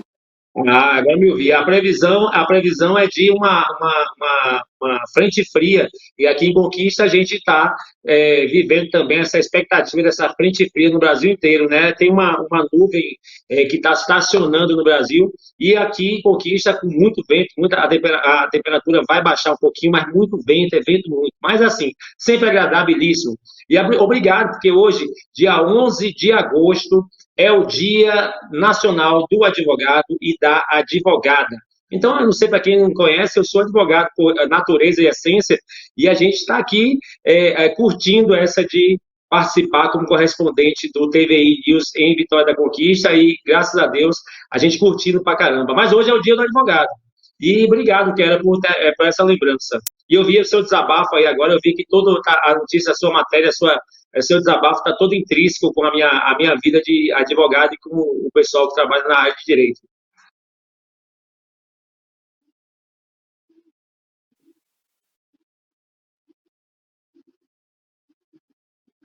Bom, eu fiquei aqui, então vamos continuar. Hoje nós estamos aqui em Vitória da Conquista.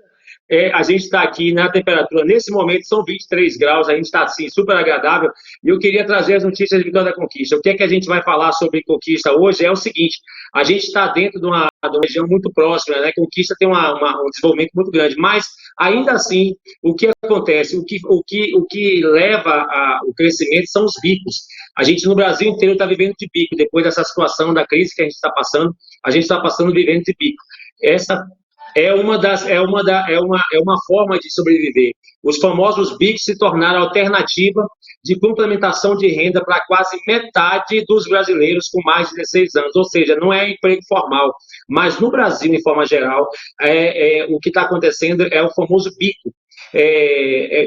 Os jovens de 16 anos, nos últimos 2 meses, eles fazem um percentual de 45% da população vivendo de bico. Não tem emprego para o jovem, aquele jovem que está entrando no mercado de trabalho. De acordo com uma pesquisa realizada pela Inteligência em Pesquisa e Consultoria, o IPEC, Inteligência em Pesquisa e Consultoria IPEC, empresa que foi fundada por executivos que respondiam ao antigo IBOP, né? O IBOP Inteligência, 45% dos entrevistados relataram a necessidade de realização de atividades extras para complementar o orçamento doméstico. É aquele menino que está ali no sinal, entregando panfleto. Esses são os bicos. Então, o jovem, quando entra aqui, não está tendo no mercado de trabalho, não está sendo absorvido pelo mercado de trabalho. O que acontece? Ele tem que procurar, então, um bico.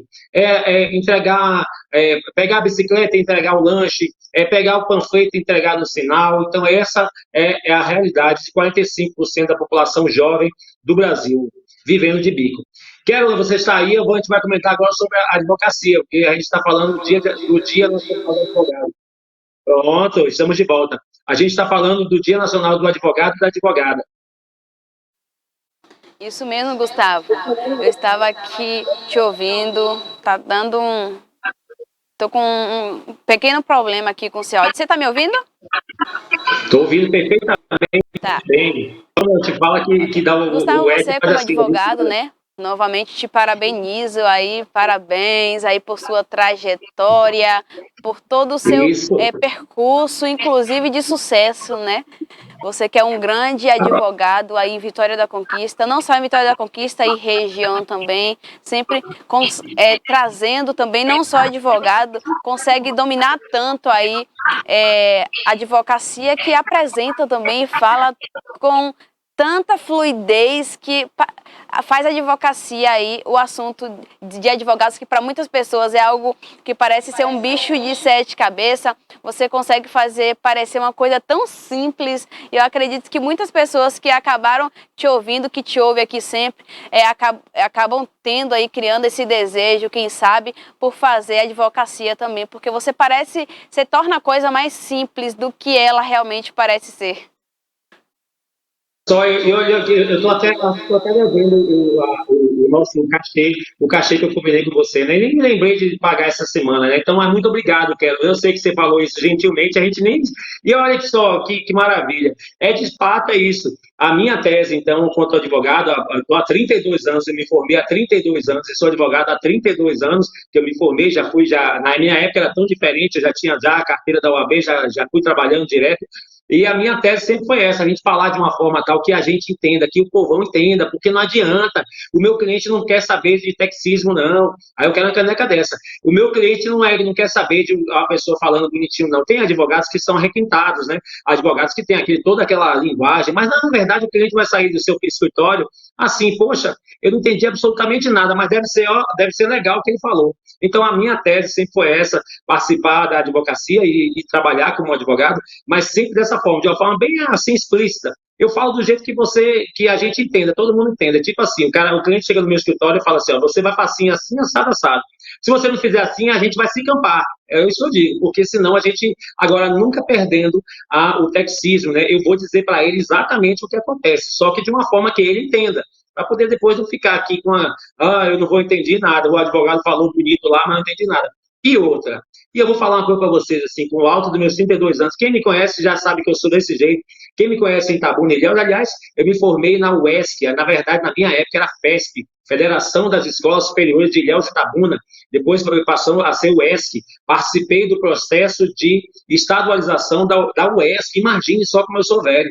Então eu me formei, comecei pela FESP e me formei pela UESC, aí em Itabuna, e quem me conhece há tantos anos sabe o seguinte, corra do advogado que deixe você sem entender nada. Se você saiu do escritório sem entender nada do advogado, esqueça, volte, meu amigo, volte para lá e pergunte, velho, deixa eu falar um negócio aqui, me diga o que é que você falou mesmo, que eu não entendi nada, porque depois você pode cair numa pegadinha, na verdade, sem maldade. É porque o estilo do advogado, né, aquela coisa que advogado tem que falar bonito, não, na verdade não, a gente tem que falar de uma forma que seja entendida.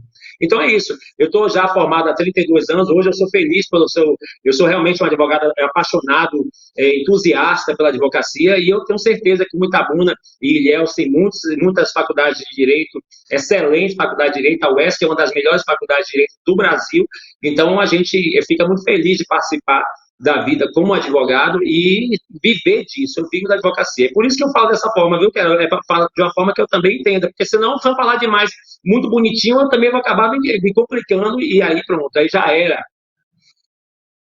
Gustavo, a gente vê às vezes essa necessidade principalmente talvez do recém-formado, né, de falar com aquela toda impostura, com todo rebuscado realmente ali para mostrar, mas que as pessoas acabam não entendendo muito bem do que está falando, porque não entendeu de lei, às vezes tem algumas palavras que fogem do nosso cotidiano, que normalmente as pessoas não estão acostumadas a ouvir, nem sabem o significado, e aí com vergonha acaba também não perguntando o que significa, do que se trata e acaba assinando ali um papel que não sabe nem na verdade o que significa direito.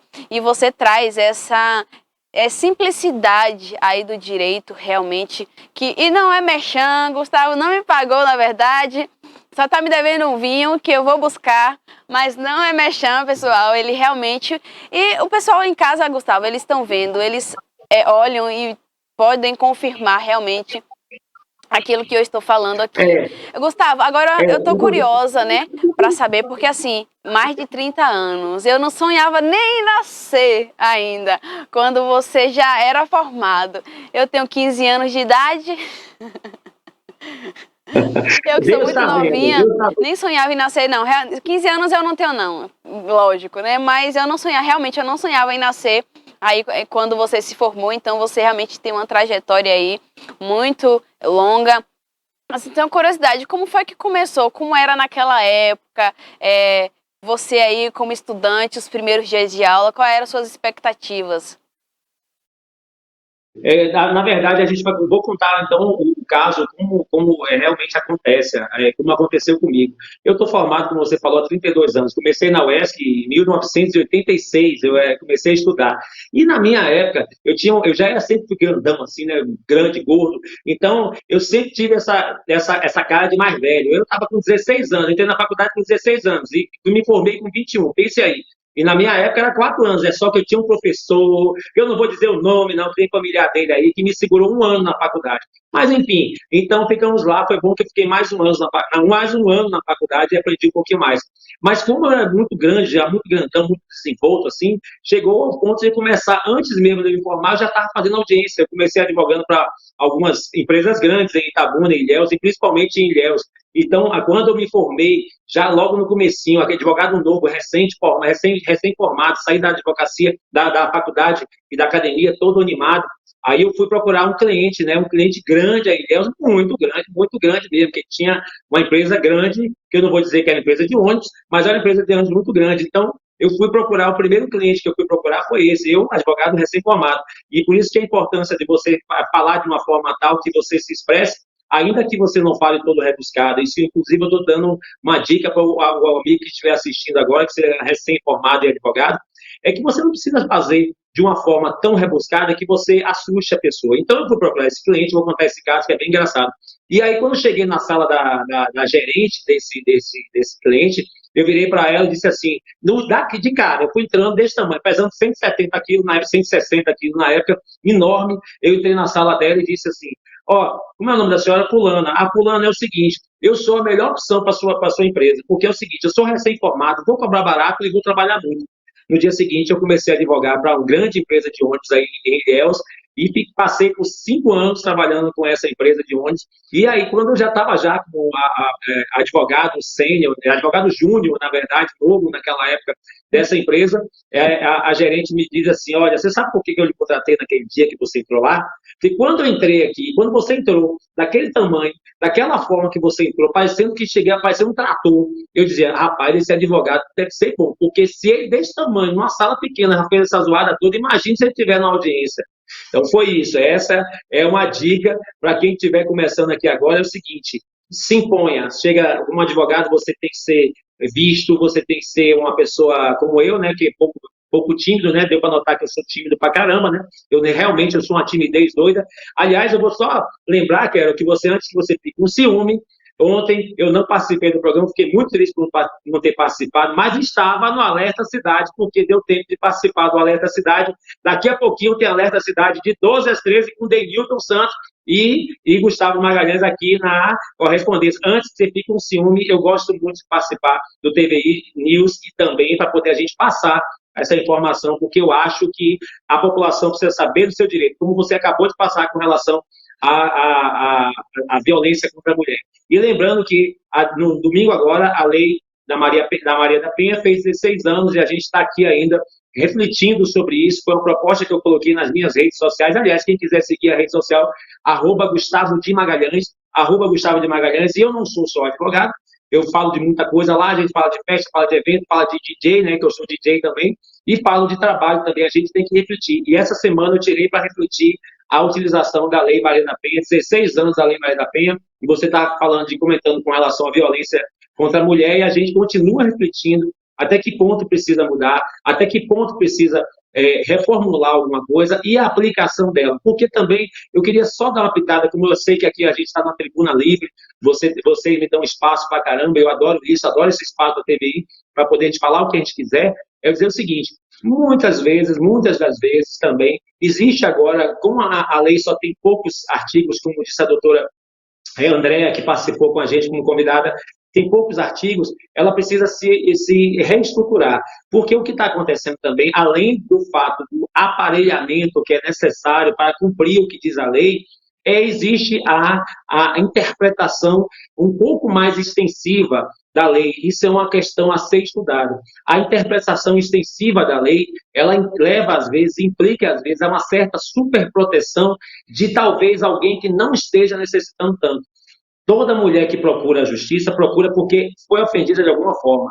Mas existem algumas que procuram a justiça no sentido de pedir a proteção da Lei Maria da Penha, que exigem e que utilizam desse instrumento de uma forma equivocada. É isso que a gente tem que evitar também. Agora estou voltando ao estúdio, a gente está aqui, são 11 horas e 40 minutos, estou à sua disposição. Obrigado pelas suas palavras gentis, parabenizar a todos os colegas advogados e advogadas de Itabuna, Ilhéus, e quem estiver assistindo pelo YouTube da TV News e pelo Facebook também, e dizer que é isso, a gente, cada dia é uma luta, né? Gustavo, vou aproveitar que você citou, né, aí esse assunto, que é realmente um assunto que eu sempre fico muito indignada quando eu vejo as estatísticas que a cada 10 minutos uma mulher é agredida. Então, a cada 1 hora 6 mulheres são agredidas. Sem falar também no feminicídio, né? Que acontece, muitas vezes o cara quando ele acaba cometendo o feminicídio, essa mulher ela já foi agredida muitas outras vezes antes. Às vezes, ela inclusive já foi até uma delegacia, ela já prestou queixa aí, mas nada foi feito. Justamente porque existe uma lei que no papel é belíssima. A lei realmente no papel, quando você vai... Eu que não entendo tanto de lei assim, mas quando a gente para ler a lei lá da Maria da Penha, a gente vê, né, que realmente a gente consegue entender e ver que realmente é muito linda. Mas há a questão de que não é exercida. Então, assim, existe uma lei que protege, mas ela não é exercida, então é como se não existisse. Então, aproveitando que você falou sobre isso, o que você acha que é possível ser feito para que essa lei ela venha melhorar? É necessário fazer novas leis ou é necessário fechar as brechas dessas leis que já existem? É isso, a sua pergunta é muito interessante pelo seguinte, porque a gente fica imaginando, eu me coloco na posição da pessoa que não está acostumada a tá com isso, a lidar com isso, né?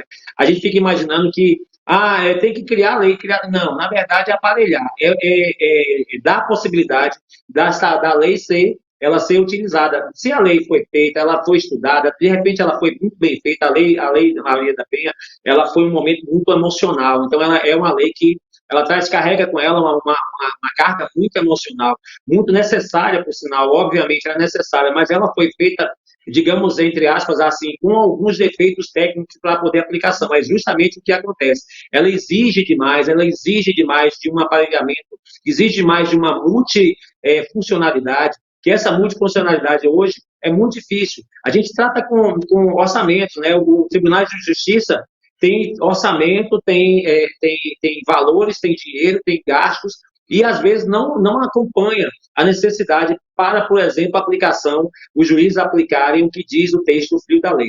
A gente fala texto frio da lei, o texto frio da lei é o que está escrito lá.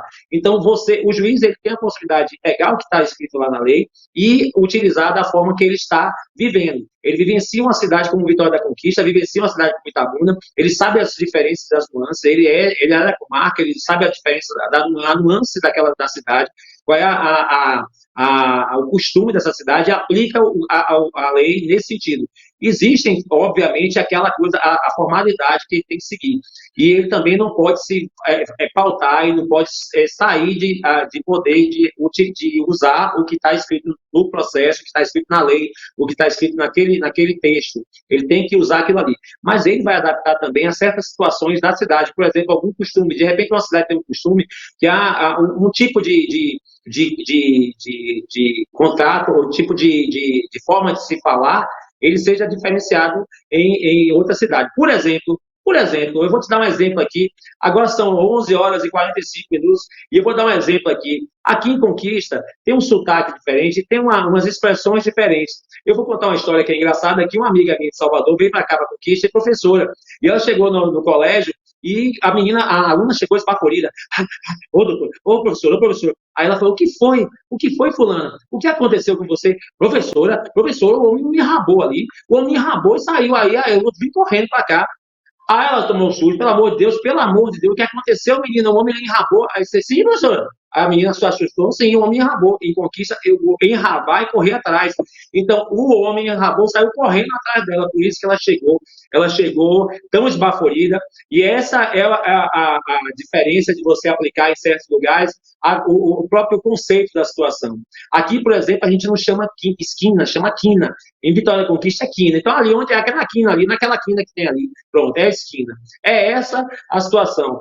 Usar a lei não precisa fazer outra lei, é aparelhar. É o Tribunal de Justiça ter condições, ter dinheiro. É o Tribunal de Justiça da Bahia, por exemplo, que é o nosso caso aqui, quem está aqui, repassar valores para o interior. É o Tribunal de Justiça convocar mais juízes, convocar mais servidores públicos para poder aparelhar. A gente tem aqui em Conquista um déficit, a gente tem uma vara apenas de violência doméstica. E é uma vara só para atender toda a situação de uma cidade de 380 mil habitantes, que possivelmente em 2025 vai ter quase 500 mil habitantes, um crescimento muito grande. Então, a gente só tem uma vara da violência doméstica, precisamos de botar mais uma vara para poder atender essa situação. Então, a lei ela é muito bem feita, mas o aparelhamento do judiciário para atender o que diz a lei é que realmente é deficiente. Ô Gustavo, muito se falam também sobre a subjetividade na leitura da lei, né, na hora de aplicar. Ou seja, cada um vê de uma maneira diferente, cada juiz aplica de maneira diferente. Mas o que a gente vê? Se existe 4 mulheres sendo agredidas a cada 10 minutos, 6 a 1 hora, e 144 mulheres agredidas e mortas durante um dia, e não há penalidade, porque a gente não vê ninguém sendo punido. Esse é o problema. Não é que fulano é punido e ciclano não é punido. Ninguém é punido. Por isso que dá tanto espaço assim para um homem chegar aí por causa de um ciúme doentio, por causa daquela sensação de patrimônio, da mulher ser patrimônio dele, porque é algo estrutural, patriarcal, e que vem aí de gerações e gerações e gerações, que por mais que a gente estamos aí em pleno século XXI, as mulheres com mentalidade diferente, muitos homens também com mentalidades diferentes, aí que entende, né, essa separação que o homem e a mulher, apesar deles ser casados, eles são pessoas diferentes e eles têm que ter os mesmos direitos aí semelhantes. Não é que um é maior que o outro, e principalmente a questão do homem, né, que vem de lá achando que ele é o homem da casa, ele que coloca o dinheiro, ele que manda na mulher, ele que manda nas coisas todas. Então, assim, a gente está em um período diferente, a gente está num período de internet, de avanços tecnológicos surreais, de robôs que falam, de que andam, de máquinas que funcionam sozinhas, mas nós, enquanto seres humanos, nesse quesito, principalmente, parece que não conseguimos evoluir muita coisa. O homem ainda continua achando, quando eu falo o homem, eu generalizo, mas eu abro uma exceção, porque há exceções, né? Mas eu falo no sentido geral, o homem ele ainda se sente no direito de xingar uma mulher, agredir ela verbalmente, porque é uma agressão, e também a mulher é protegida por lei, apesar da lei ela não funcionar como deveria. Ele agride ela, ele fala coisas que não deveriam falar com ela, ele agride ela, bate nela realmente, aí tem a questão do físico, e ele ainda assim se acha que fez isso tudo, né, porque ela estava errada em algum ponto, ou ela olhou para a esquerda porque deveria ter olhado para a direita, olhou para a esquerda, pela aquela sensação dele de pertencimento, dela ser um objeto que pertence a ele somente. Então, assim, não dá para entender como que funciona muito a lei, justamente por essa questão. Pode tirar o retorno, obrigada. Justamente por essa questão de que ninguém é punido. Não é que uma pessoa é punida e outra não é punida. Não, ninguém é punido. Justamente isso. Então, fica aquela coisa de impunidade, de que realmente nada vai ser feito. Muitas mulheres continuam não denunciando, porque a gente até falou de um caso aqui, Gustavo, de uma mulher que foi agredida diversas vezes pelo seu marido e depois de um tempo cansada, ela foi até a delegacia da queixas, ele foi lá, foi preso, pagou fiança, voltou em casa e matou ela. Então, é realmente aquela sensação de insegurança, de que muitas mulheres realmente têm vergonha de ir em uma delegacia, né? Você não tem que ter vergonha, mulher. Você que talvez esteja passando por um processo desse, né? De um marido, de um cônjuge, de um namorado, seja lá o que for, que esteja aí te agredindo. Não precisa ser fisicamente, não. Se começou a falar alto com você, se começou a te xingar, cai fora antes. Cai fora. Porque isso não vai evoluir, ele não vai mudar. Às vezes você acha que com o tempo ele vai aumentar o amor, mas não vai mudar. Então cai fora, porque você merece muito mais. E não queira ser mais uma estatística, mais um número. Então, Gustavo, como é que fica realmente essa coisa, essa sensação de que realmente ninguém é punido? Para começar, vou até citar um caso recente aqui. Aliás, fomos os primeiros, a TVI foi a primeira emissora a comentar sobre esse caso. E antes de citar esse caso, eu queria dizer o seguinte: o simples fato de você fazer isso, mulher, se você chegar a algum lugar e fizer isso, você está chamando a atenção de que você está sendo agredida por algum motivo. Você não precisa falar nada, não. É só chegar e bota na sua mão. Aí vai na padaria, vai na farmácia, vai na padaria e mostra isso aqui, ó. Deixa o cara ver, deixa o policial ver isso aqui, que isso aqui é o símbolo que você está sendo agredida. Você sabia disso? Bote aí, ó, se você está sofrendo, não aguenta mais, aquele vagabundo de batendo, lhe ameaçando, porque são vários tipos de violência também. Então, vá na padaria e mostre isso aqui para ele, mostre na farmácia. Mostre na farmácia isso aqui. Isso é o único gesto, é um gesto mais simples possível que você demonstra que você está sendo agredida. Recentemente, há 2 semanas atrás, a gente relatou um fato aqui de Vitória da Conquista, um médico de família classe média alta, 28 anos de idade, um médico recém-formado, com um monte de seguidores na internet, ele agrediu a namorada de 1 mês, ou seja, como eu digo sempre, aqui é uma ficante de 1 mês, uma namorada, não tem ainda esse vínculo todo, 1 mês só. Ele agrediu dizendo que ela tinha traído ele, etc., porque estava pegando celular, como você falou, que é a questão da internet, e ele teve acesso a essa conversa e tomou o celular da cidadã, da moça, deu tapa na menina, deu tapa no filho dela, no irmão dela mais jovem, e e a polícia foi chamada para o local e ele foi preso.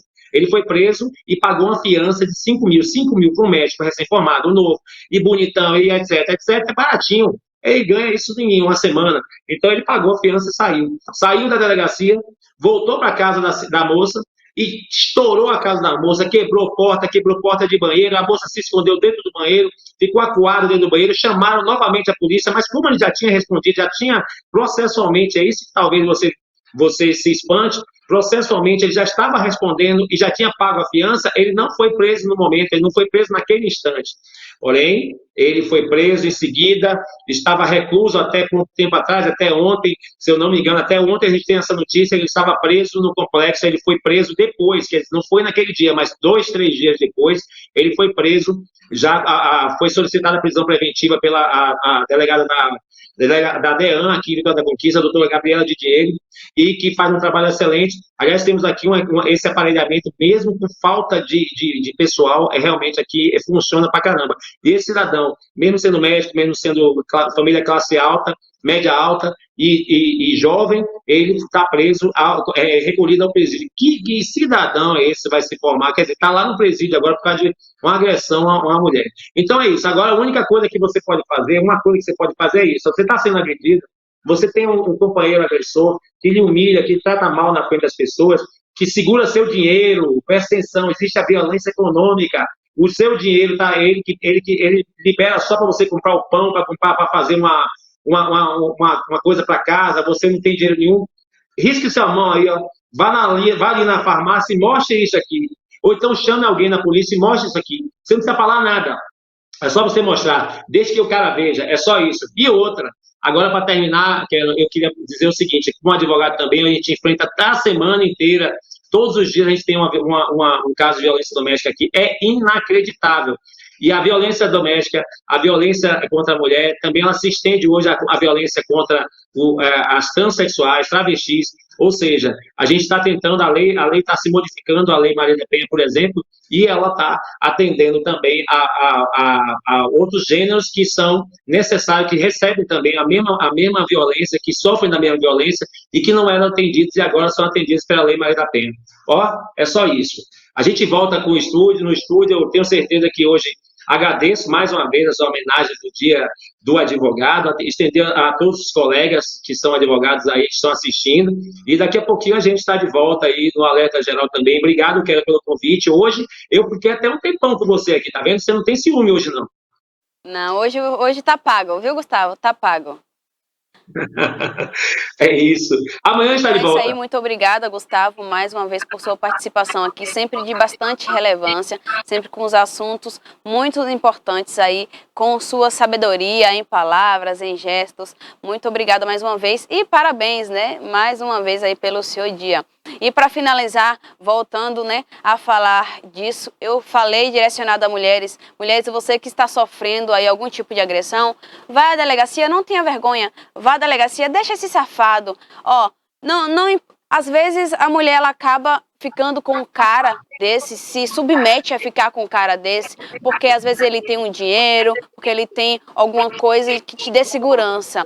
Mas o mundo está aí com muitas possibilidades para nós mulheres, podendo trabalhar em vários setores. Então, vamos arregaçar a manga, vamos trabalhar e não ficar dependendo desses safados que têm a capacidade e a coragem de agredir uma mulher que ele diz que ama, né? Então, assim, e para você que gosta de agredir mulher, eu desejo para você muitos anos de cadeia e que quando você... Eu sou uma pessoa muito da paz, mas nesse caso, para você, quando você for preso, espero que a lei te segure lá, no mínimo 30 anos, né?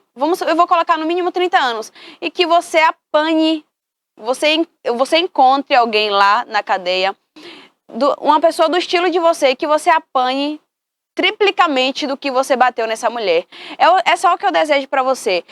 Então, espero muito que as leis brasileiras ela mude, que essas brechas elas sejam fechadas e que os homens eles sejam punidos a ponto da gente conseguir sair de casa tranquilamente e se sentindo segura, viu? Então é isso aí, um abraço para vocês que nos acompanharam até aqui.